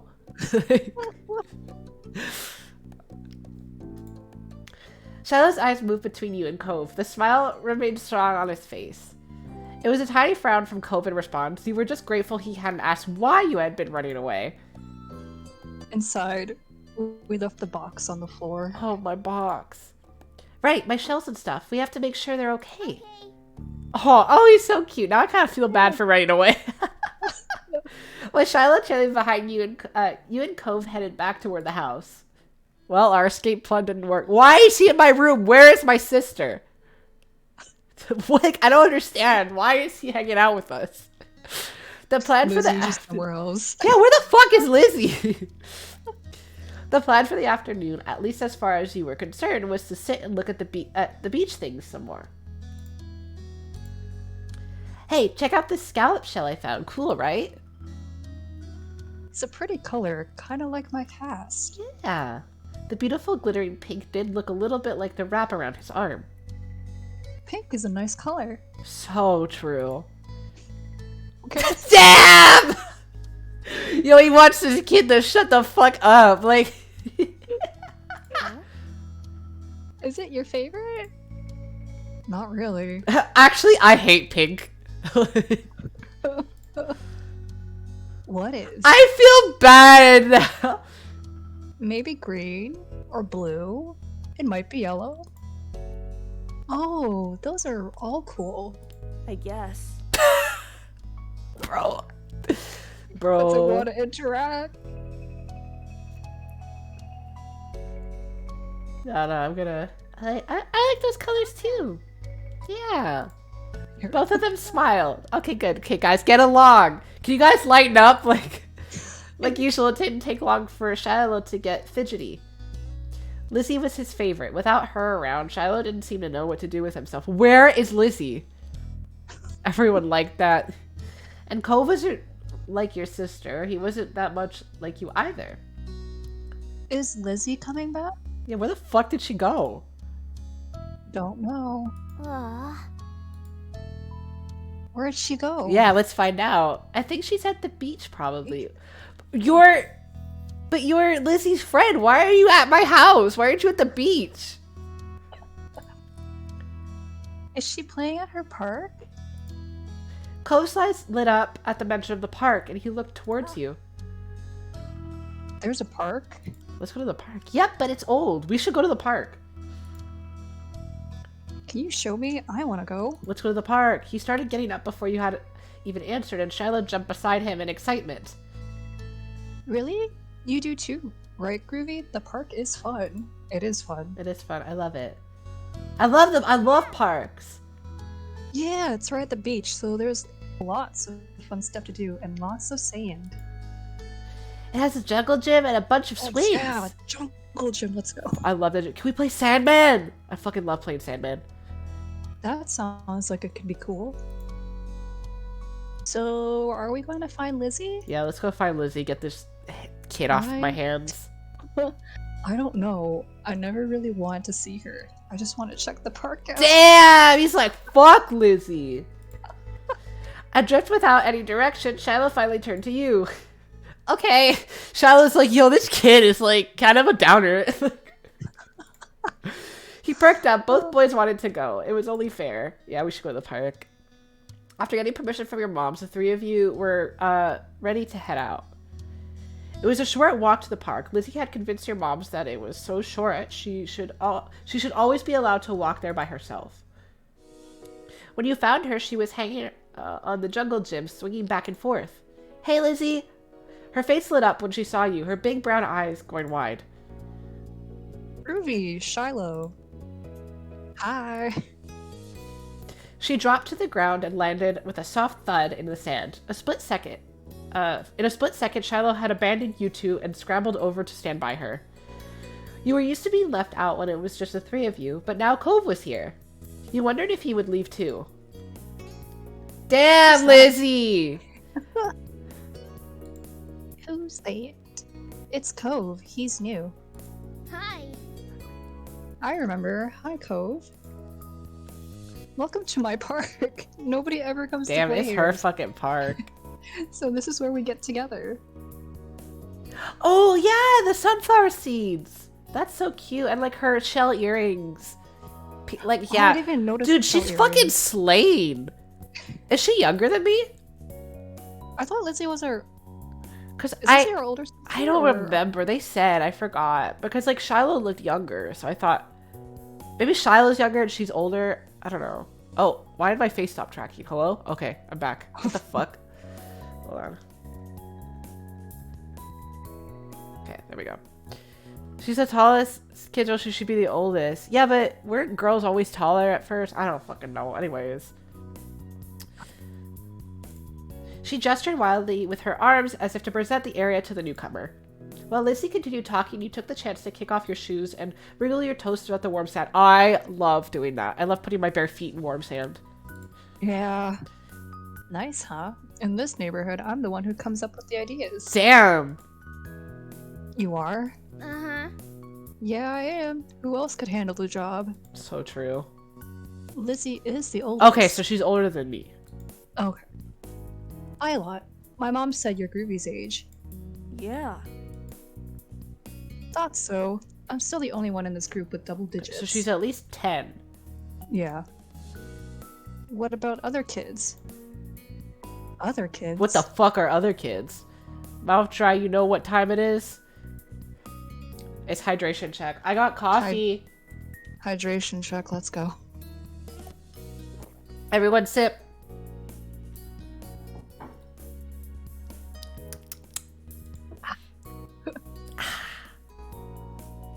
Med check as well, guys. Take your meds. Yep.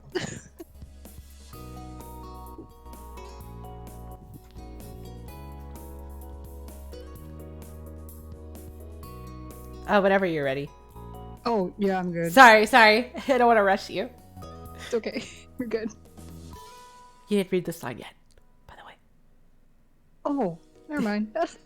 There aren't any. We're the only kids here, and Shallow's just visiting from another place. Not even tourists really bring their kids here. This is the land of ancients. Be careful that the oldies don't try to steal your youth. Whoa! I'm 8 right now. Me and Cove are 8. Lizzie is probably 10, and then I don't know how old Shiloh is. Shiloh looks the youngest. Yeah, I think Shallow might be the youngest out of... Slay bunch, your I own don't remember. swag. Let's go. Oh. For a second, it looked like he might cry again. But something in his eyes shifted, and he looked back at Lizzie. What kind of old people? Like moms and dads or grandparents? Grandparents who don't have kids. They hate kids. Oh, there's like old grumpy people. Why? We haven't done anything. So true.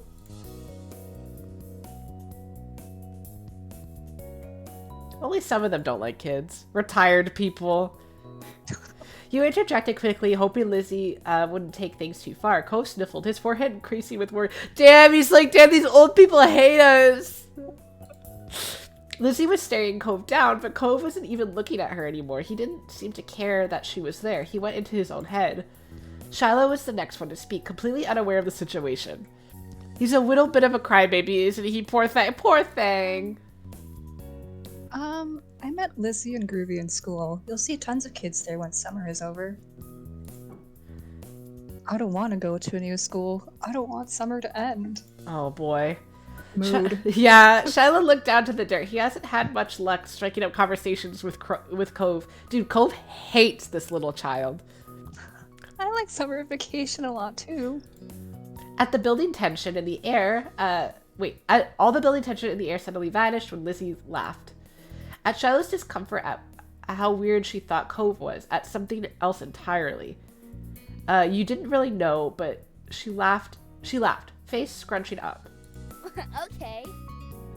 Welcome to Sunset Bird Cove. Take a seat, put up your feet, and get used to it. Damn, she talks like really mature. You offered him a small smile. Yeah. You offered him a small smile at that, and that, at least, looked to reassure him some. Oh, okay. For the rest of the summer, Cove was always there.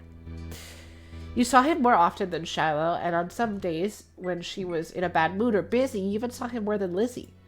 He became a staple of your everyday life, the way sun and lunch and the beach were. Aww. During your first summer together, you really liked Cove. He was a fun person to play with, and he seemed to like playing with you too. Of course, that was only the start of things. Oh shit. Oh, look at all this shit. You're at the So I have to select side a moment. stories DLC. Yeah. And then I could just end summer. Okay. And you can end summer, yeah. So I could like do all of this stuff, I guess. Yeah. Guys, does anything look interesting to you? Yeah, we can ask chat which one they want to do. Chat, what do you want to see? I think I'm probably gonna try to do all of them because I don't want to miss anything. This looks so cute. Sandcastle? Okay, we got 2 sandcastles. 2 sandcastles. Let's do sandcastle. Do you have the DLC? Ghost sounds fun. Yeah, I bought all the DLC because I wanted like everything. We could do Ghost next. Cove wasn't able to do many things that summer. When him and Shiloh sat out on the shoreline one bright morning, you could tell he wanted to be in the water. But there was no way he'd be swimming anytime soon, not with his cast. The waves washed a single shell to shore, glittering and blue, another reminder of the places he couldn't go. From what you'd heard about Cove's old life so far, in tiny pieces and fragments, you could tell that he'd do anything to be able to get his cast off. Like make a pact with a witch or something, just to get it off his arm. I wonder what happened. Yeah. You thought about how... Yeah, I hope... Maybe we'll find out one of the DLCs or something. Jesus or one Christ. of the side stories. You thought about how his summer last year must have been totally different from this, with his old home and his mom and dad. But now he was here, with you and Shiloh and Lizzie and everyone else, and he couldn't even go in the sea.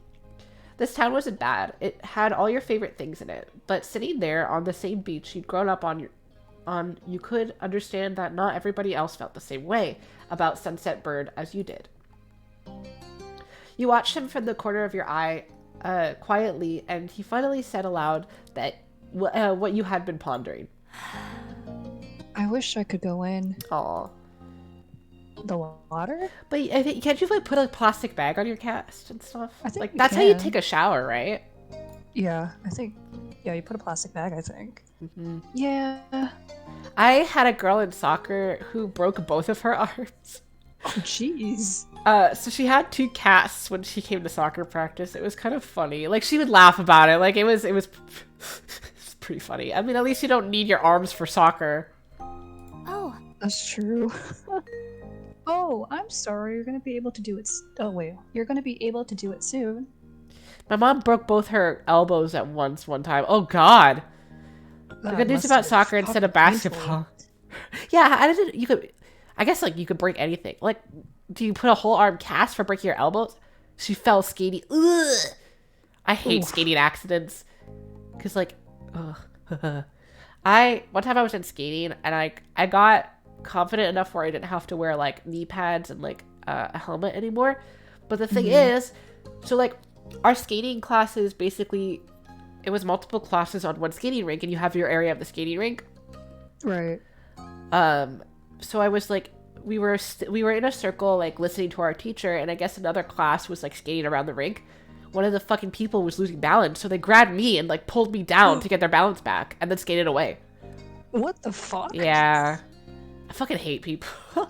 Jesus Christ. You have a full arm cast for broken elbows. Jeez. I don't remember. I just remember her lying on the couch with arms propped up for a while. Oh, that sucks. Yeah. Okay, we already read this. Cove only sighed in response. Apparently soon wasn't soon enough. It's so pretty, the ocean. Yeah, sucks that I can't go in it because of my broken arm.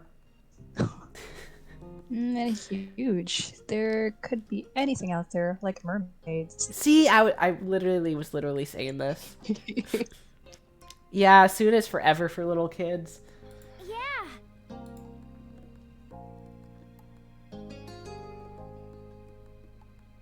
No, mermaids are real! Mermaids aren't real.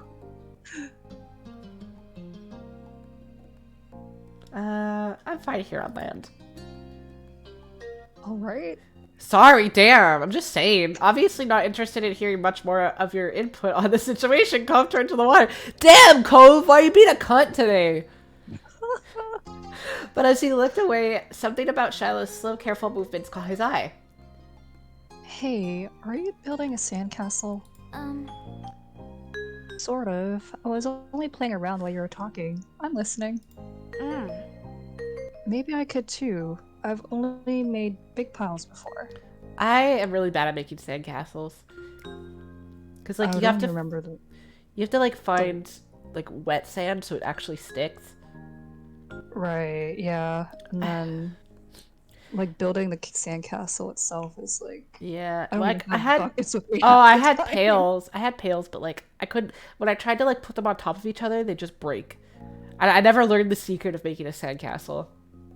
Yeah, I just created like hills. Like I just put my feet in the sand and just created hills. Yeah. We made moats. Like we would like, if we were close to the water, or like no, we would like dig in the sand and make like a pond or like a river, and then like get water from the ocean and just pile it in. Oh yeah. That was fun. Yeah, you got to go under the layer of sand to get more. Yeah, exactly. We would dig for the wet sand.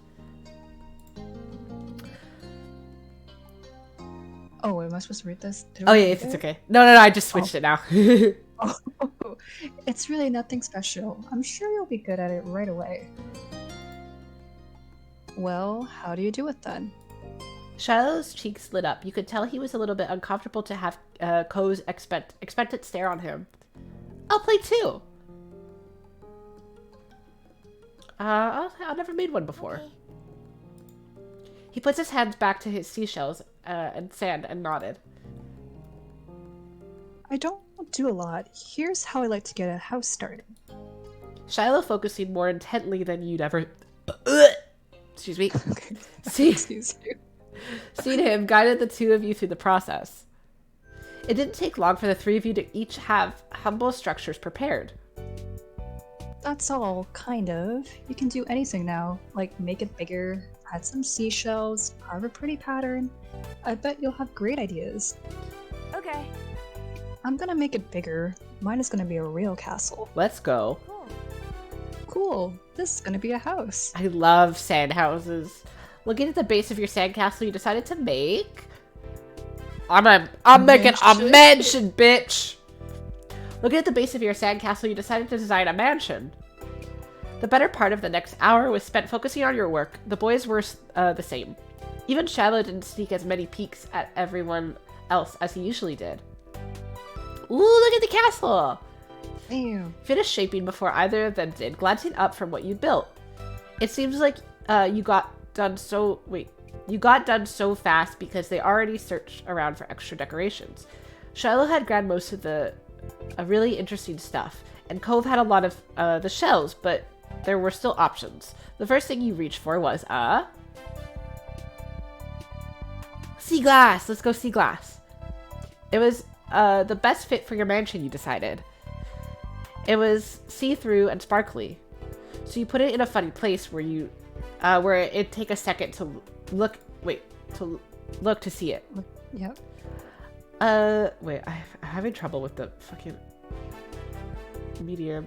Let's do thick. Now I'm having trouble seeing it. Okay. Oh yeah, because the sand is white, so I'm having trouble seeing the background. Pleased with your result, you finally took a proper look around that wasn't focused on the sand itself. Both Cove and Shiloh seemed super immersed still. You knew you could probably sneak a peek at either one's. I'm gonna look at Cove's castle. The castle Cove had built looked surprisingly tiny, especially for someone in a cast. He must have worked really hard. He wasn't even finished digging the huge gaping moat. Yeah, I love building moats! Let's go! In front, but it was already enormous. You got the sense from the enthusiasm he was digging with that the doctor was probably going to find a bunch of sand when he finally removed the pink the pink plaster. Ugh, imagine getting sand stuck in your cast. No, I can't. No. Ugh. I can't imagine getting shit in your cast and you can't do anything about. Ugh, I don't want to think about it anymore. No. Ugh. Whoever got a cast removed, does it smell after? I would imagine it would probably smell, because aren't you sweating and shit too? Yeah, I've personally never worn a cast, so I can't really tell. Yeah, I never broke a bone. The silence was then broken. It usually smells because dead skin as well. Oh, you're right. I don't really remember. It's been years. Huh. What's on the top of yours, Shiloh? You peeked closer and discovered something shiny sticking out of Shiloh's sand chimney. No, don't tell me he put also sea glass. Oh, it's just a gum wrapper. It looks like smoke. Oh, that's so cool. That's actually really smart. I've never worn one, but I've heard about them enough. Yeah, I imagine they stank. Neat. It's good. That's smart.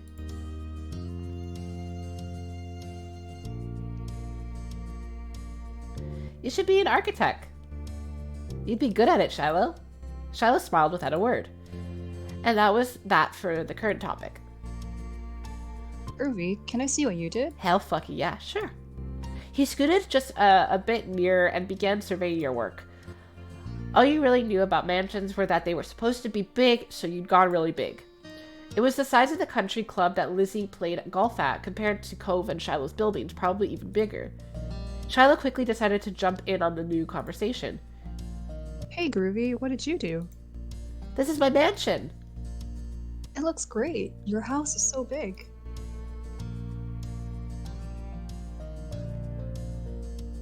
Thanks. I just looked at it. Yeah, you just stared at him with no expression.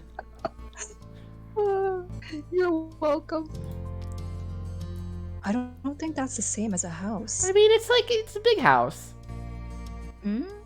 Oh, Is being a house bad? No. No, but we each made our own place. Nobody is the same. It's true. I think we are. Cove raised an eyebrow at that. If something is the only one of that thing, that makes it special. Yeah! Yeah, for sandcastles and stuff. People too. My dad always says how everybody is their own man, a real individual. Yeah. I Whoa! don't think I'm very special. Shiloh, you're so special. Why not? Nobody else is you. Yeah. Shiloh simply shook his head. I'm not different. What? That's so sad. A beat passed between the two. Cove then looked down at his own work again. Okay. He didn't seem to be bothered leaving the disagreement hanging there. Cove had other things on his mind. My dad tried to get me to make castles the first time we came to this beach. I didn't want to. Cove trailed off again. There was another moment of silence. Shiloh shifted and opened his mouth to say something, but Cove spoke up before he could. You didn't think he noticed that Shiloh was going to talk. Hey, do you know what happened when your moms met my dad, Groovy? You waited to see if Shiloh would say what he wanted. When he didn't, you considered Cove's question. I wasn't there. They didn't tell me. I just remember what happened when I met your dad. Mr. Holden had been a weird stranger then. Well, he was still kind of strange. No other parent acted like him.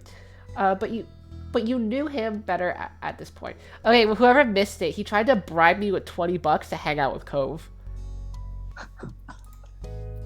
Keep in mind, I'm fucking 8 years old. Now that you thought about it, it made a lot of sense that Cove's dad talked to him about people being unique. You were pulled from your thoughts when Cove continued. Slay! Oh, well, I was there. Oh. I don't think my mom has met your dad. Yeah, I'm pretty sure she hasn't. Groovy's parents and my dad met the same day I met them. I'm gonna say what happened. Hell yeah, go on. Shiloh frowned to himself, ducking his head. His hat cast a shadow over his face. You could still tell he was upset at not being included in Cove's choice of top. Oh, Shiloh! That was kind of boring for him. Though. Giving people their own turn to say the things they want is important too. Well, I don't know. You could jump in. Oh, he did want to talk, but I want to hear the story. Should we let... Okay, he was going to talk. I think he just didn't know that he was going to talk. Can we hear the story after? Huh? We were talking, just not right now. I'm talking to you. You can listen. What the fuck? That's rude. Shiloh's expression barely flickered at the words. He still looked put off. Cove continued like the interruption hadn't happened. He was determined to tell the tale. When we moved here, we didn't bring a lot of things with us. Only some stuff that would fit in Dad's car. We didn't even get a moving truck. Oh, fuck. Dude, this, woman, kicked them out of their house. Yeah, sounds like it. I sat in there while Dad brought it all inside. I didn't want to get out, because I knew Dad would make me look around the new house. I really didn't want to do that. His lips twisted into a frown as he recalled that tale. Then I saw your moms. They were in a car too and stopped at your house. I guess they were coming back from somewhere or something. My dad noticed. He waved his hand, then went over to the front of your house where he started talking to them. I don't know what they said. I couldn't hear it. But he couldn't see me anymore since he was looking the other way. So I opened the car door and left. I wanted to get away and went behind the houses. I found those hills there, the ones where we met for the first time. Cove nodded, then stared at you. You stared back. He didn't go on to say anything more. Aren't you gonna finish your story? Well, I mean, I was there. Cove's brow wrinkled, like he didn't understand why you were surprised. Huh? That's all that happened. Oh, why am I being rude? Dude. You gotta get better at telling stories. Thanks for telling me. Yeah. Yeah, but he said he was talking to me and not, Oh, you mean, to tell Shiloh what happened? Yeah, I feel like he's very much... Okay, whatever. Thanks for telling me. You're welcome. I don't want to be rude. Even if not much happened, you were gonna complain about knowing the story. Shiloh's mouth twisted into a scowl of disbelief, but he said nothing. Why'd you bring that up anyway? There was a slight shrug of Cove's shoulder. Well... I was thinking about it because of the sandcastle. It made me remember when I moved to here. Dad showed me the beach first before he went back to the car to unpack. He was really excited about it for some reason. Cove's brows furrowed a little more as he quietly raked his hands through the sand. I get it. You thought maybe Mr. Holden wasn't that excited about the beach and was instead hoping Cove might be.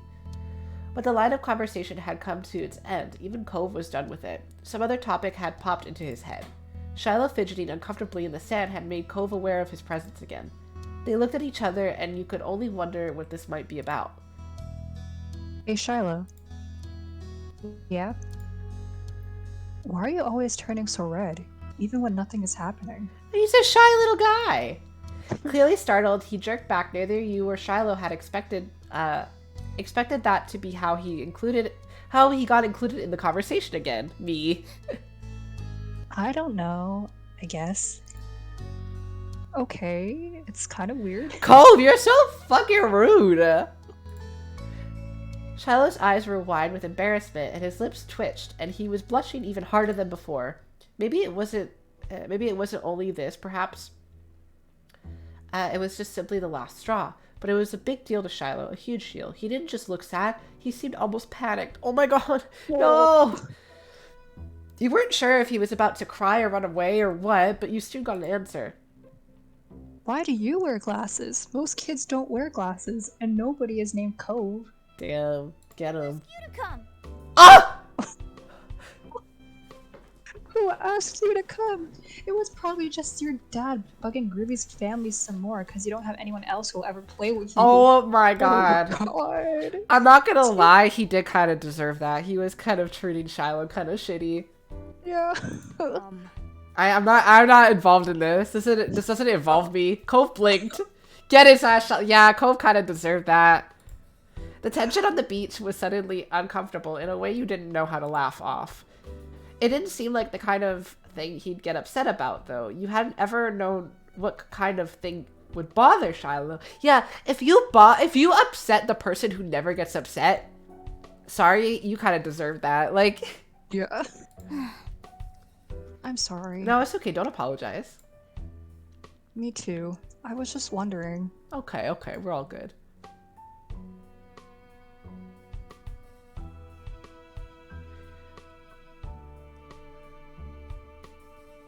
Hey, let's build another sandcastle.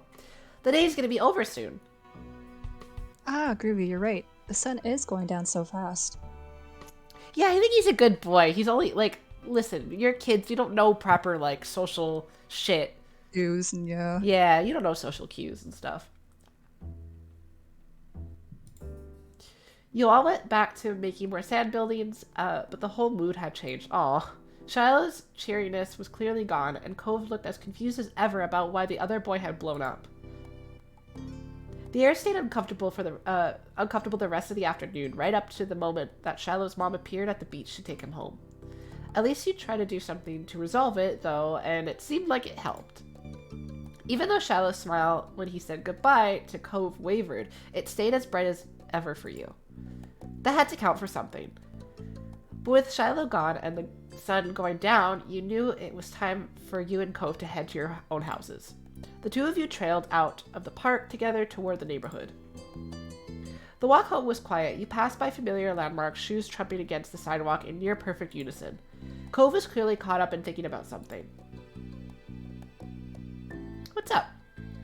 Something was definitely up, so you chose to reach out to him and ask. Hey Cove, is everything okay? You're making a funny face. Oh. I was just wondering.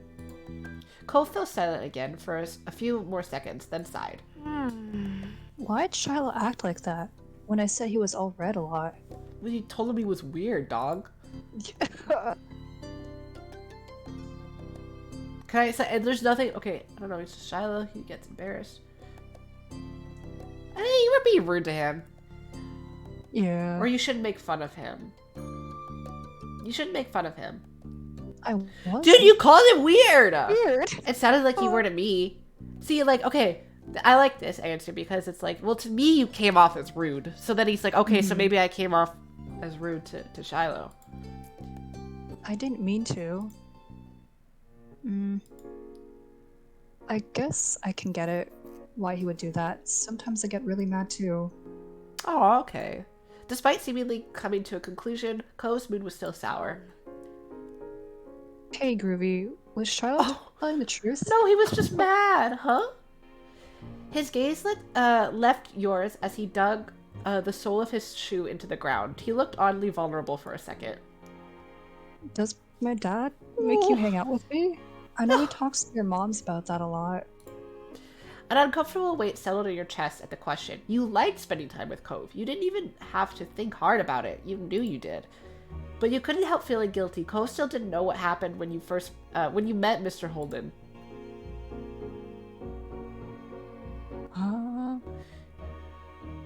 I mean, what am I gonna say that because does that mean I like told him that I refused the money?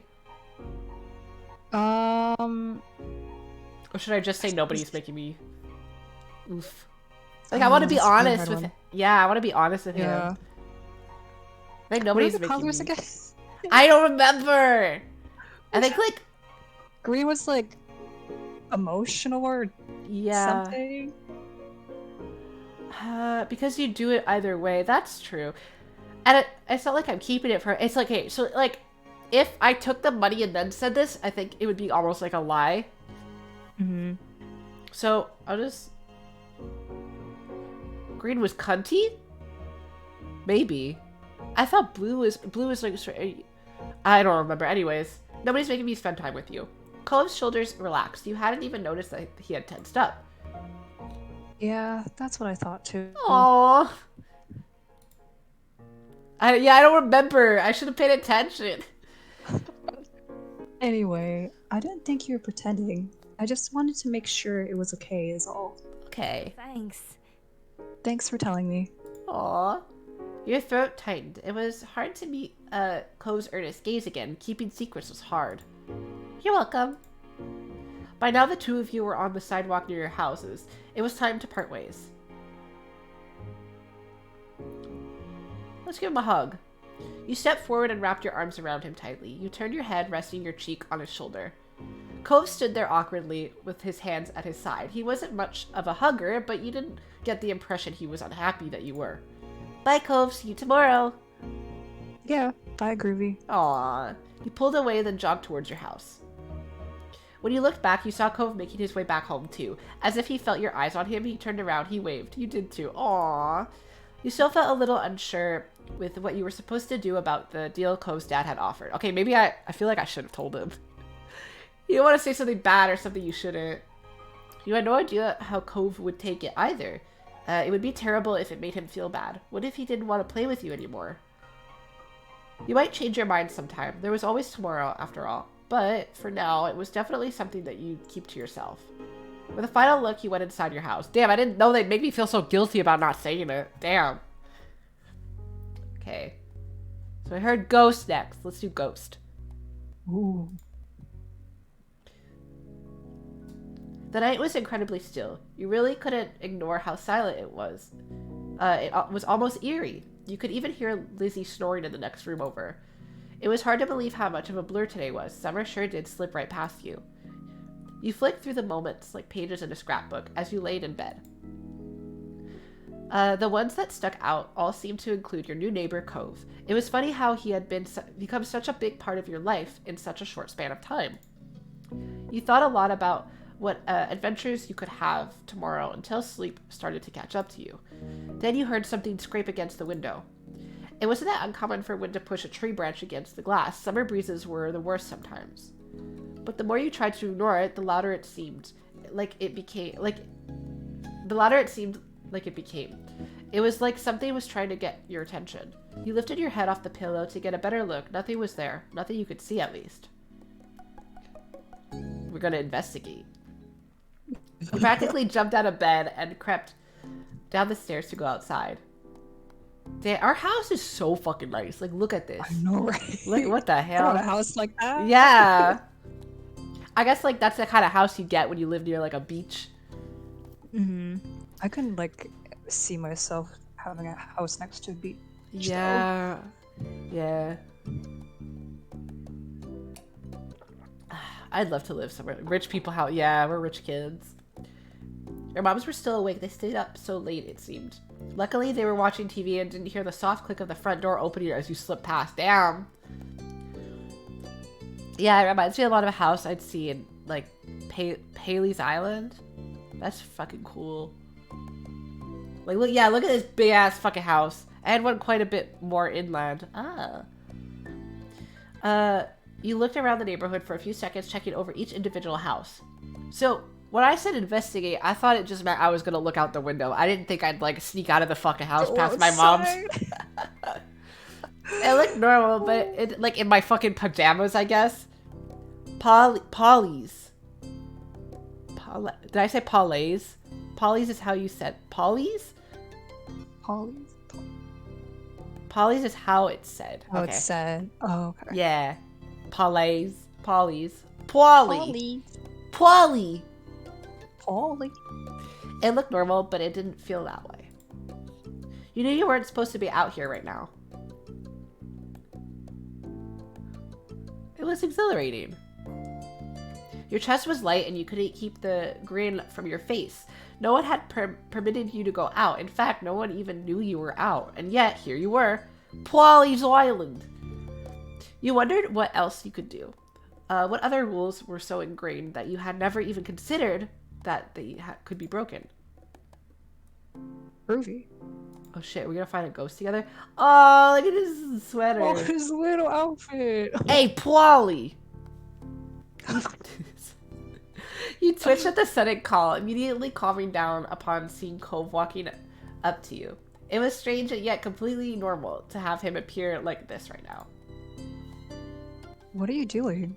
I saw you standing around in the middle of the street from my window. Damn, that's so weird. I'm just like some stupid kid, like, in the middle of the street. You weren't sleeping either, why not? Cove turned up his lips to smile, almost as if he were amused by the question. Because. Great talk. Because what? Because I wasn't. His tone was irritated now.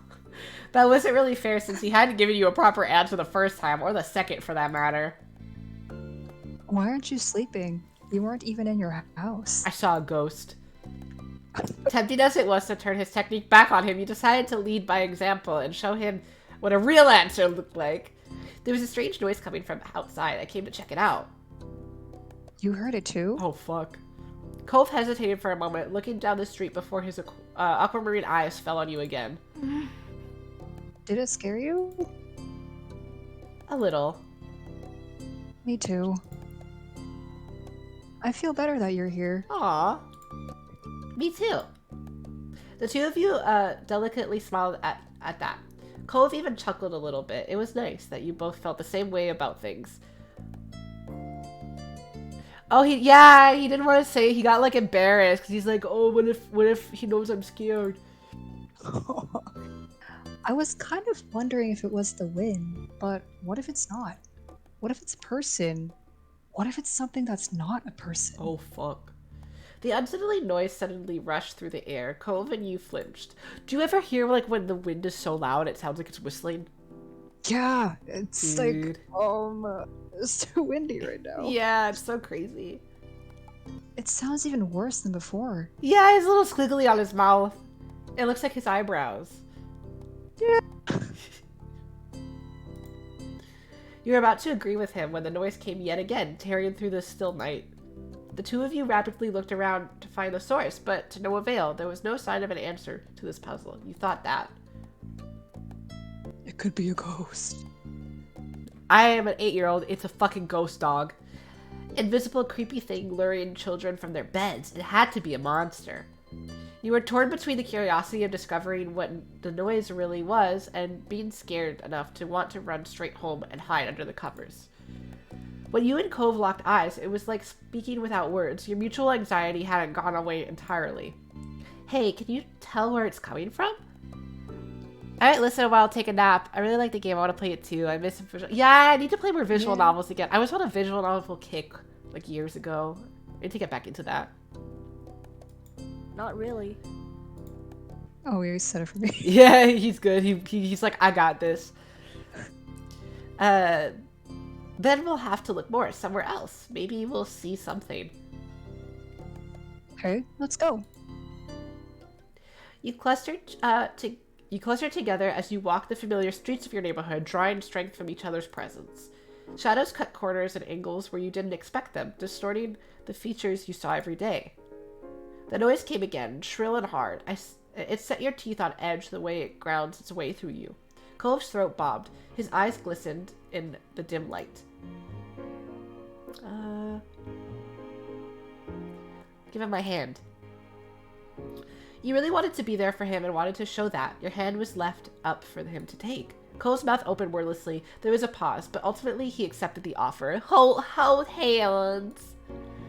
His hand was really sweaty, but it didn't bother you. Aww. You were scared too, but being able to comfort Cove is the most important thing right now. Yeah, wait. Cove shut his eyes and pressed his lips together. Your fingers locked around each other even tighter. Oh. So... Where did you want to check?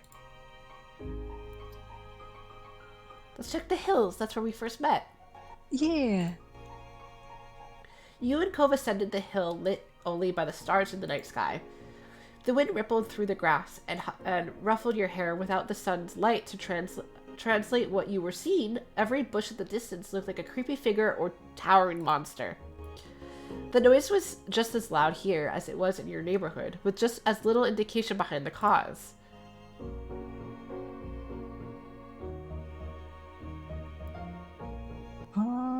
Let's keep going. I want to see what the fuck's going on. You couldn't stop when you had already gone so far. You had to find out what was going on.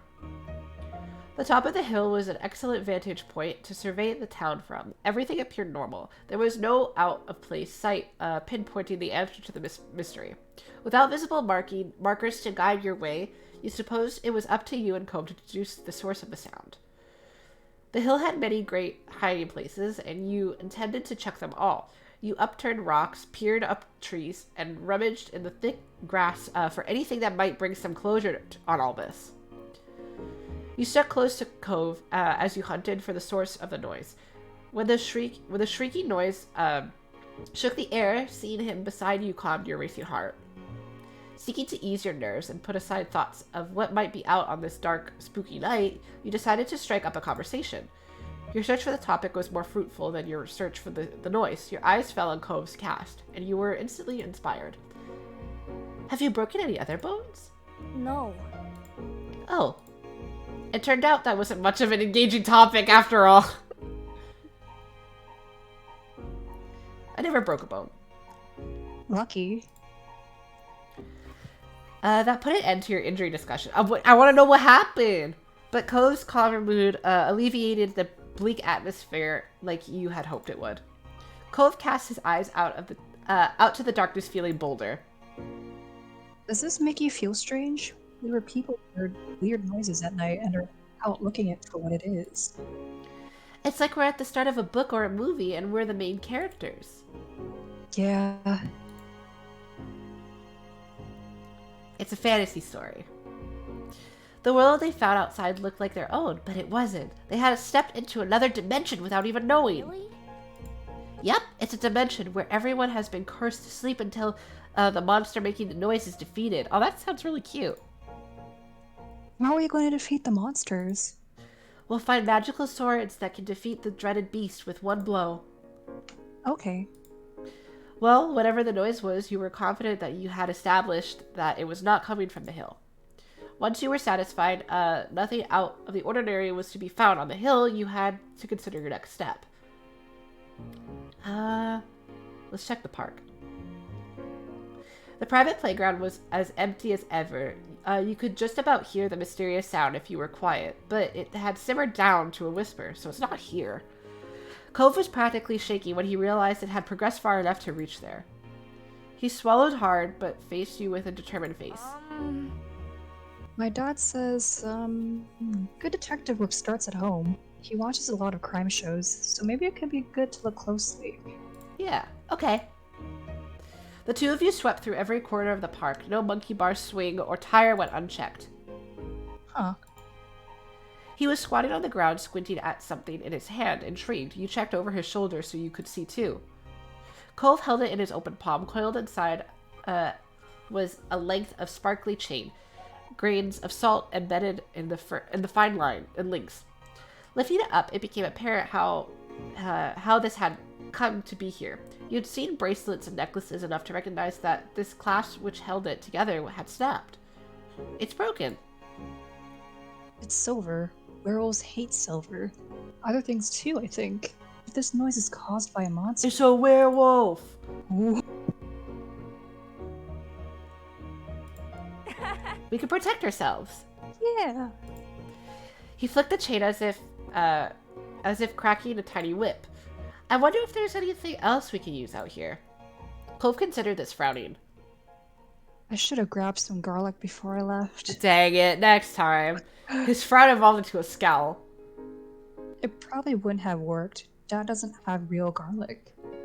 What does that mean? What does that mean? What's fake? He has fake garlic? Oh. It's flakes in a jar, not real balls. You have to cut up like Mom uses. Also, his mom was the cook, I guess.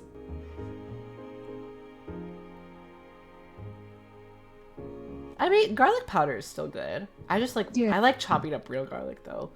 It just feels satisfying. Yeah. And like, they're more chunkier too. Mm-hmm. We could sprinkle them around as we walk. I guess. From his begrudging tone, yeah, it's real garlic, right? It's like made from real garlic. Mm-hmm. From his begrudging tone, you could tell that he was still firmly on the side of fresh garlic. Yeah, I do also prefer fresh garlic. You had exhausted all possible places to search in the park. Straightening up, you mused over your next step. It's gone. What? It's dried up and it's dried and powdered. Okay, yeah, I assumed. I just like the bigger chunks of like garlic cloves. Then you realized it. The noise, which had grown fainter and less frequent during your search, had died off completely. Fuck, we didn't find it. Give me 1 sec. Okay. You and Cove shared puzzled looks, but neither of you had an answer for what had caused the mystery sound, or made it go away. A yawn crept up on you. All the excitement had made you forget how late it was. Let's go home. We're not going to find anything now. Excuse me. The night was still as you walked home, with none of the usual background noises or your eerie whistle from before. You could hear every step you and Cove made like a cough in a movie theater. The two of you came to a halt outside your front door. Never before had it looked so ominous. Now to sneak back inside. Do you sneak out a lot? Lots, you were lying. This is the first time. Yeah, I've never tried to do it till now. Thought so. How did you know? I hadn't seen you out of my window this late before. That was fair, though. It could have been possible you were just so good at sneaking that this was the first time he had caught you. Are you worried about getting caught? No. He was so forthright that you believed him completely. But your dad, won't he get mad or sad if he catches you? He's never happy with what I do. Oh my god. Oh.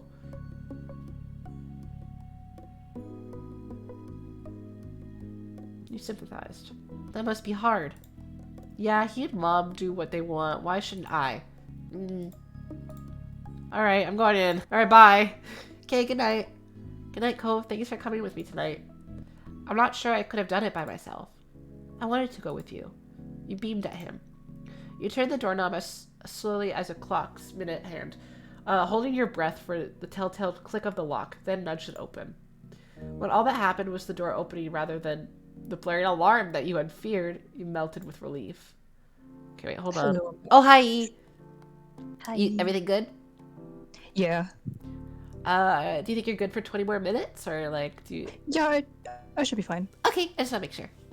Back inside your house, you were surprised to find your mom still watching TV. Weirder still, it looked like they were on the same show as they were watching before you left, yet you were positive you'd been out investigating for hours. Perhaps you could use their distraction to your advantage. If you could just get up the stairs, you would be safe from suspicion. But now you could get... But how could you get there? Try to sneak past, you decide to walk in your own house nonchalantly. Just act natural. Sometimes the best thing you can do is hide in plain sight. You strode across the room in the direction of the staircase. Oh wait, yeah. Your moms knew you were up, but they had no idea why. They abandoned the couch and their show to hurry over. They were still in a state of surprise. You weren't in trouble yet. Are you okay? What are you doing down here, sweetie? Did you have a bad dream? Oh, they didn't know I went outside. That's fine. You lied. You lied. You couldn't bring yourself to own up about what you had done. I heard scary noises, so I came down here. Their surprise gave way to concern. Sweetie. Oh, they already said it. Oh, okay. Mom took you up by the hand and led you up the stairs. Oof, your hand is cold. Why didn't you come over to us? I was supposed to be in bed. Groovy, you won't ever be in trouble for coming to us when you're frightened. Aww. We'd much rather you came to us than try to solve things all by yourself. Oh, they fucking knew. Her phrasing made you feel bad. The nervousness ate at you as you were tucked into bed. Your moms assumed that you were flushing and insistence on delving under the covers was part of your fear, and spoke to you softly until you calmed down enough to peep out from underneath your sheets. Once your moms had left, but adventure though, yeah. Once your moms had left, you turned over the night's adventure in your mind. It was still hard to believe that you'd really done it. It was harder still to believe that you'd gotten away with it. Even now, you half expected to be caught somehow. Perhaps you'd left the door ajar or trailed sand where they'd already swept up. You hoped that Cove had gotten home okay, though he hadn't been worried. Being told off was never fun. Wriggling down deeper underneath the sheets, your thoughts turned to the unsolved mystery. You and Cove had only just begun to scratch the surface of it. Maybe you'd solve it and maybe you wouldn't, but what mattered was that you'd share the experience with each other. You were still so energized by the night's excitement that you tossed and turned in bed for some time, thinking up theories to share with Cove when you next saw him. Sleep eventually claimed you, but the adventure merely resumed in your dreams.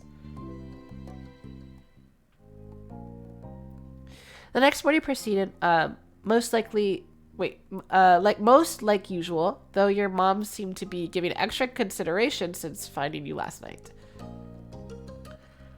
You later learned Cove didn't end up in trouble for the nightly escapade either. It was unclear whether that was because his dad chose to not to punish him or if Cove got away with it. It was amazing to you that it all worked out for you both. As for the sounds that started this all, the adults around were convinced it was nothing more than the wind.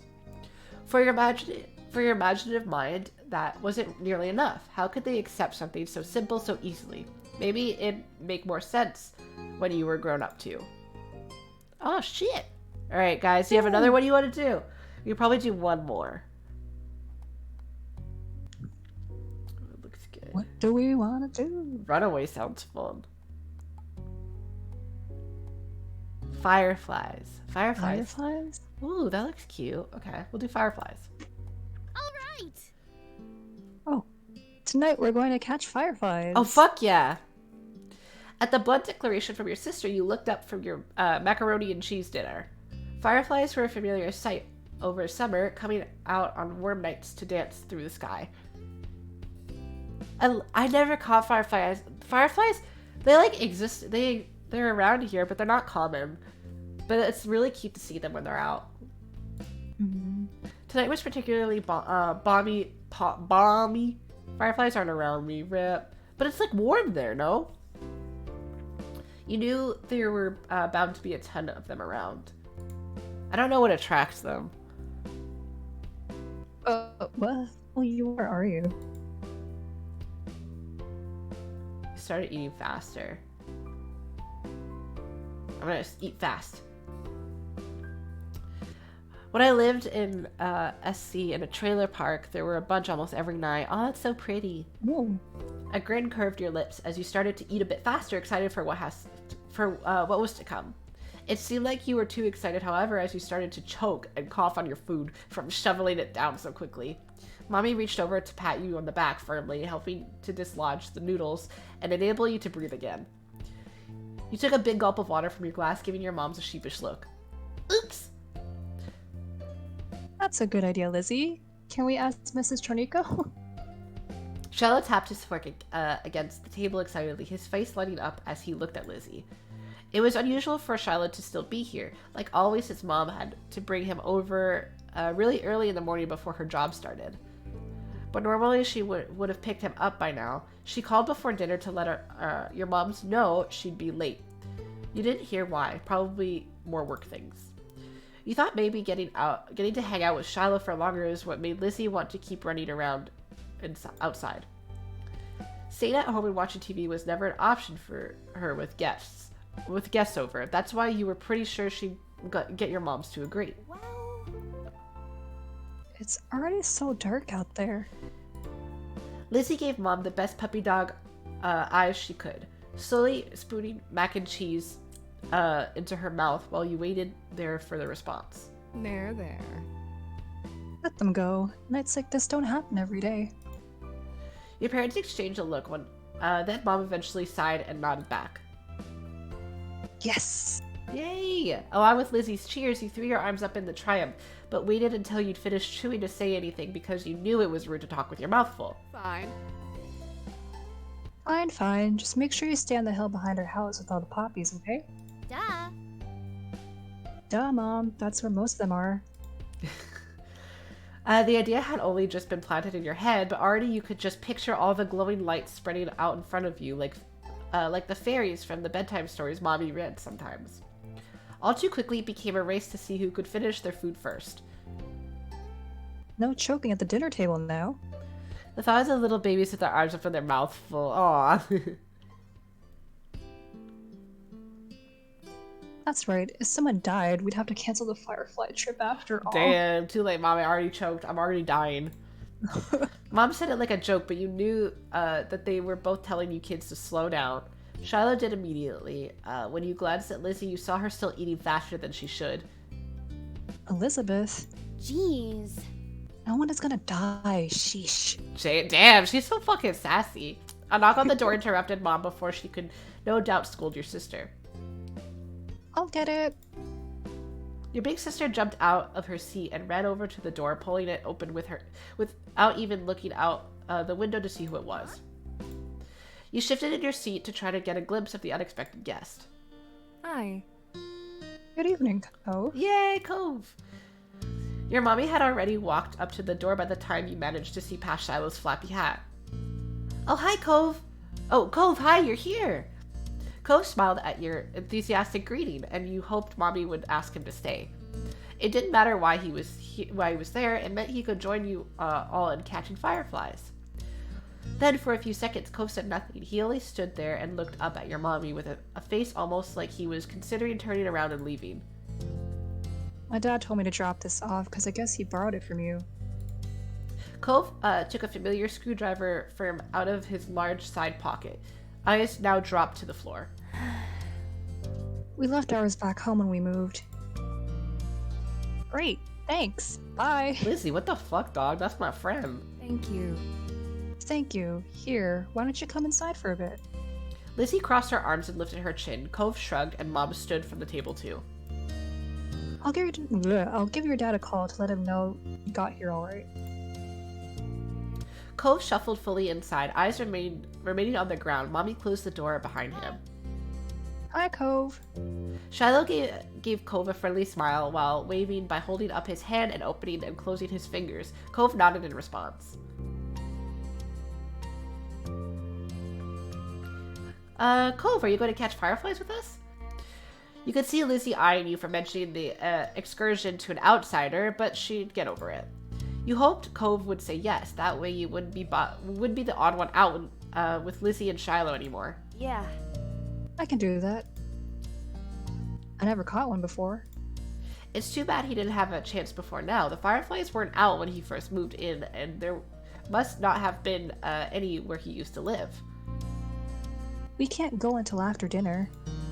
After she pointed this out, Lizzie walked back to the table and took her seat. There wasn't much left on her plate. Since this was very true, you decided to finish up your own stuff as well. Cove stepped closer and eyed what was on the menu for your family's meal. Have you eaten yet? Yeah, my dad and I ate earlier. What did you have? Eggs. The clipped one-word answer seemed to discourage Shiloh from asking any more questions. His eyes slowly wandered back to the last scraps of food on his plate. Her phone call with Cove's dad must have ended because your mom came back into the room. Eggs. Love eggs. Eggs. Cove, your dad said you can stay for a little while if you'd like, but he's going to come get you before it gets too much later. See, I don't know if, like, it's because his dad doesn't cook a lot, or, like, maybe he's, like, doesn't say a lot. I'm assuming he had eggs with other stuff, or he just had straight up eggs. Eggs. Eggs. Sure. Fun. Oh, fun. This will be so nice. As you polished off the meal, you hoped it would be 2. You hoped it would be 2. That's where my mystery comes. That's where the mystery comes from. Yeah. Knowing divorced dads, probably just eggs. Rip. The 3 of you all finished eating shortly after, and Lizzie led the way outside. Remember, don't stray too far. It's fine, Mom. Shiloh trailed so closely after Lizzie, he was nearly stepping on her heels. Cove hesitated at the door. Coming? After a moment, he did. Bye. Bye, children. The 2 of you were a good 10 or 15 feet behind Lizzie and Shiloh by the time you walked outside. You pushed the door shut behind you, watching their figures get farther and farther away. You're so slow, Groovy. We don't have all night. Listen. You started to run when you heard Lizzie's voice calling you, but paused when you saw Cove still walking at a relaxed pace. Let's tug him along. Let's go. You reached out first for his cast arm, then corrected yourself but grabbed his other hand instead. He stumbled a bit at your pull, but went along easily enough after he got his balance. When you arrive at the hill, with Cove in tow, your eyes widen at the beautiful sight. Oh, look at it's so cute. Yeah. We hold hands again. There are a lot of fireflies out, glowing against the backdrop of the dark sky. Lizzie was already standing on top of the hill, and Shiloh was running around near the middle. Wow. Shiloh took a moment to come over and welcome the both of you to the hill. Hi, guys. It's really great out, huh? See how many there are? Yeah, like, I've never seen this many in one spot in person. Yeah, no, me neither. Yeah.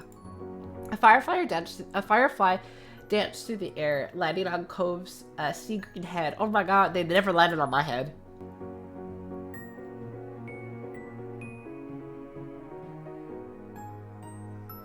Let's both giggle. Covering your mouth with a hand, the sound escaped you, and Cove looked at you in confusion. What? You gestured to his head. I love it when they land on you. See, I never had that. I only see them from afar. You gestured to his head, and he reached up, making the firefly dart away. Cove jumped, then followed after the glow. Oh. Oh, look. Lizzie has one. That's amazing. Shiloh ran to the highest point of the hill, making sure not to lose his hat or backpack along the way. You hummed as the group divided and conquered, shifting your gaze to the dozens of the other fireflies sailing around. The game was on. You had abandoned your thumb. You tried to be cautious of that.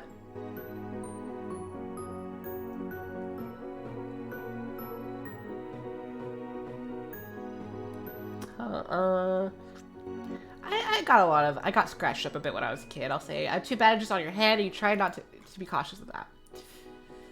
Spotting one close by, you approached it like with assassin-like stealth, crouching to make yourself seem like less of a threat. Slowly dragging one foot in front of the other, you crept up towards it, arms outstretched. Close your hand around the little glowing orb, careful not to crush it. The firefly landed on your palm, almost docile, and you stared down at your prize in delight. Its tiny legs tickled your skin, and you giggled at the sensation. Aww. Cove kept up with his own target, but when he tried to grab it, his pink cast waved awkwardly through the air, foiling his efforts to clap his hands around the firefly. Cove watched it vanish into thin air with a dissatisfied expression on his face.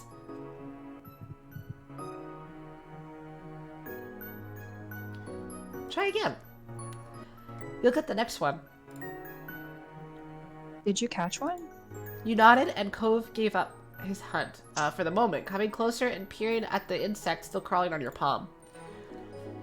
You held out your hand, and he leaned closer, eyes widened a tad behind his glasses. Cove remained hypnotized by the little bug as he inched his hand closer to yours. Ultimately, he settled his fingers lightly over the top of the ones you were holding. The ones you were holding open. It tingled. Stay very still. The last thing he wanted was to accidentally scare the shiny treasure off. Aww! Look how small my hand is. A firefly noticed, seeing the new connection crawled up onto Cove's hand. He quietly gasped. It worked. Yeah, you got one. Cove's lips turned up into a slow smile and his eyes shined brighter than the bug. Thanks, Groovy. With a laugh, he gave the palm of your hand a friendly smack, performing an awkward low 5. Startled by the extreme movement, the tiny light disappeared before you could even blink. Your firefly was gone. Sorry. Oops, sorry. Oh. You forgave him. That's okay, I couldn't keep it forever. You're right. Right, bugs have to stay outside. Yeah. Let's get another. When I was a kid, and my sister had soccer games, I would always go look for like bugs and frogs and stuff. And like I would catch caterpillars and I would feed them like leaves. Oh. And eventually we got like the little like dollar store like little bug catchers. Bug catchers, yeah. Yeah, because my mom was like, you can't bring it home because like the fucking caterpillars poop a ton, so they would poop on my hands all the time and pee. Oh, I didn't know that. Yeah. So my mom was like, you can't bring it in the car because then you're just gonna have like poop-filled hands. So she Right. bought us the bug catchers and we were able to bring some home. Oh, nice. The caterpillars are so cute. Just little creatures. Yeah. Long creatures. Yeah, let's collect more. We can work together. His face broke out into a wide grin. We'll get a bunch. Hell yeah. With renewed vigor, you ran out into the hill. You're not sure how much time passed while you were in the thick of it. All you could do was focus on was the adventure at hand. No critter was safe from your grasp. At first, you tried to keep a tally of how many you had caught, but once the number grew higher than 10, you had no more fingers left to count on with. You were having the time of your life, racing up and down the hill with the crash of the ocean and the sound of everyone's laughter echoing in the background. Groovy, this way. You followed the sound of Comb's voice to the top of the hill, watching as he stretched his arms in front of him, reaching with his fingers and only narrowly missing his target. Cove and you took turns trying to scare fireflies in the direction of the other. You showed him some techniques that you had learned, like how to cup your hands correctly, and he listened attentively before trying for himself. There were a few times when you almost ran into each other, giggling as you dove to the side at the last moment. Luckily, disaster was avoided each time. It was an overall huge success, with both of you catching multiple fireflies each. Eventually, the fireflies began to thin out, and your energy started to lapse. You decided it was time to call off the hunt. Cove didn't complain. He breathed in heavily, and his face seemed really flushed. That was fun. A lot of fun. Yay! You smiled at him, broadly happy that he had enjoyed the activity.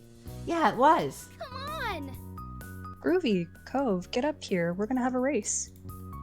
The shouting caught you off guard. It had been quite a while since you heard from Lizzie or Shiloh. You glanced over to see them both standing on top of the hill, Lizzie beckoning you with quick hand gestures. If she was like that, you knew there wasn't much room for disagreement. Up the incline you went. From the corner of your eye, you saw Cove was coming as well. He didn't care for Lizzie a lot, so you thought he might be intrigued just by the idea of a race. Hi. Cove. Hi. Cove, you can't roll down the hill. You could hurt your arm again. You'll be the referee for the rest of us. As Lizzie pointed this out, Cove froze in place. Oh, it was that kind of race. He frowned down at his cast. That was the second time it got in the way tonight. Have you ever done the rolling races? Yes. I Just used to rolling down that hill. Yeah. So- We had in elementary school in the yard there was like a huge grass hill. So we all like, so everyone would like roll down it and race. Yeah, when I was in elementary school, we also had like a huge hill. Like whenever recess came, sometimes we would just go there and roll down the hill. Or like, yeah, it was so fun. Time. What? Did a rolling race with like, you know, those big tires. I never did a tire race. I never did a tire race. That sounds like fun. I feel like I would like just get out the tire. It's scary to me. It was awful. I don't recommend it. That looks scary. Yeah, I think I'd be too scared to do that. Yeah, you'll want to see who gets to the bottom first. That's important. Got it? The tire fell over probably 10 times. Oof. Ouch. I guess. That cast was sturdy. If he was careful, he could have done it. Lizzie might have just been looking for a reason to make someone else the referee, but it was already decided. I'll stay. Stay with Cove. Really? Why? You don't have to. It's okay, I want to watch. You moved beside him on top of the hill, even though Lizzie eyed you and made a face. That's not how races work. We only need one referee. No, I'm the second opinion, trust me. Shrugging your shoulders, you refused to budge, and Lizzie let out a huff before throwing her hand in the air. Fine. I'll be the winner, whether you join or not. Lizzie moved to lay down, and Shiloh did the same. Cove stood slightly to the side to get a better vantage point, and you stood next to him. Countdown. Cove stood up a little straighter. It seemed like he was taking his newfound referee duty seriously. 3, 2, 1, go. Lizzie and Shiloh took off, letting gravity do the work and rolling at high speed towards the bottom of the hill. You and Cove leaned forward to watch them go, eyes peeled for which of the two would reach the bottom first. They were both neck and neck until about halfway down the hill, Lizzie started to veer off the side and giving Shiloh a huge advantage. I would always get off to the side and then I'd like look up and I'd be like, where the fuck am I? How did I get here? I like where? Just on another side of the field. Yeah. She obviously hadn't noticed a thing, and as soon as Shiloh reached the bottom of the hill, he jumped up excitedly and threw his hand in the air. Oh, sorry. I won. I won. Almost immediately, he fell back onto the grass, still dizzy from rolling down the hill. Lizzie stomped out of the bush she had ended up in, spluttering angrily and brushing leaves from the front of her dress. Not bad. You got lucky. Let's do it again and see who's real. Girl. That was a practice round. Kids, it's time to come in. No. You snickered, feeling grateful you hadn't been a part of the mini debacle. You caught Cove's eyes and saw that he was doing the same. It had gotten late and was beginning to feel just a bit chilly as you made your way out of the hills, but the cold in the air hadn't dampened anyone's spirits. The four of you walked back home together, side by side, down your neighborhood street, discussing the evening with each other, with each person trying to prove that they were the one who caught the most fireflies. You knew that whoever really did catch the most didn't matter much anyway. All that mattered was that you all had a good time, which, judging by the smiles on everyone's face, you did. Yay! Yay! Okay, I'm gonna save here, and maybe we'll continue another time. That was really fun. Yeah. Would you like to join me again some other time? I do. Yeah, it's so good so far. It's really good. I want to go forward, but I also like don't want to skip any of these like cute little DLC scenes. things. And I think they said like everything affects the future. Yeah, you guys should play it. I recommend it. It's called Our Life. It has a subtitle. Beginning and always. Yeah. Okay, let's go to the. We haven't unlocked. You got that, and also the. Oh yeah, it's only step 1. Derek and Baxter. Wait, there's 2 other? Yeah, those are the DLC. I thought there was only 1. It's so cute. Yeah. Yeah, I think they'll appear later, if I'm not mistaken. Okay. Step 2. They might appear in step 1 or step 2. I don't remember which ones appear. Yeah, it's very cute. I recommend this. Definitely buy. It's free on Steam, and then you just pay for the DLCs if you want them. Like, they're not very like. There's a lot of content already without the DLC. Like when I did when I played the game for free without the DLC, it took me quite a while Yeah. to finish all of them. And if like you're tired and just want to go to step 2, like you can just end the summer and go to step 2. Like Yeah. it's very free roaming basically. You can play as much as you want. It's really cool. Like I never played a dating sim like this. It's so cute. It's really cute. Very excited to grow up. I'm excited to see like Shiloh and Lizzie grown up too. Yeah, they look so good. Yeah. Little babies. Alright, I'm gonna get to ending soon. Give me a moment. Sorry if you guys hear double volume for a second. Please. Alright. Let's raid someone. Let's raid Kess. I don't think I've ever raided Kess before. He's playing Stardew Valley, so it sounds like it's gonna be very chill vibes. Listen, we did chill vibes here. Let's go over to some more chill vibes. Say hi to Kess. Please stay around for the raid. It would mean a lot to me. I'll be posting my schedule probably tomorrow or Monday. I want to continue Final Fantasy IX. Maybe we'll continue our life. We'll see how our schedules work. And was there anything else I wanted to play? Oh yeah, we will play Kitty Powers. I don't want to forget to play Kitty Powers. I'm sorry I did it. I fucking fell the fuck asleep and I'm like, I'm not getting out of bed. You're so valid. Thank you. I really do want to play Kitty Powers though. It's such a fun game. Hopefully you guys can join me. Hold on, let me shield the Discord. Because I'll put there when I'm live. And I'll usually post my schedules in there too. I also post my schedules on Twitter. And post when I'm live there. Why did that not work? Did I fuck up my commands? Bruh. Yeah, I only see like exclamation mark Discord. Oh my god. What happened? I got... Okay, I'll fix this another time. But it's down below if you want to join. Alright. See you guys. Bye. Bye. Bots on strike. Yeah, what the fuck, dog? Bye.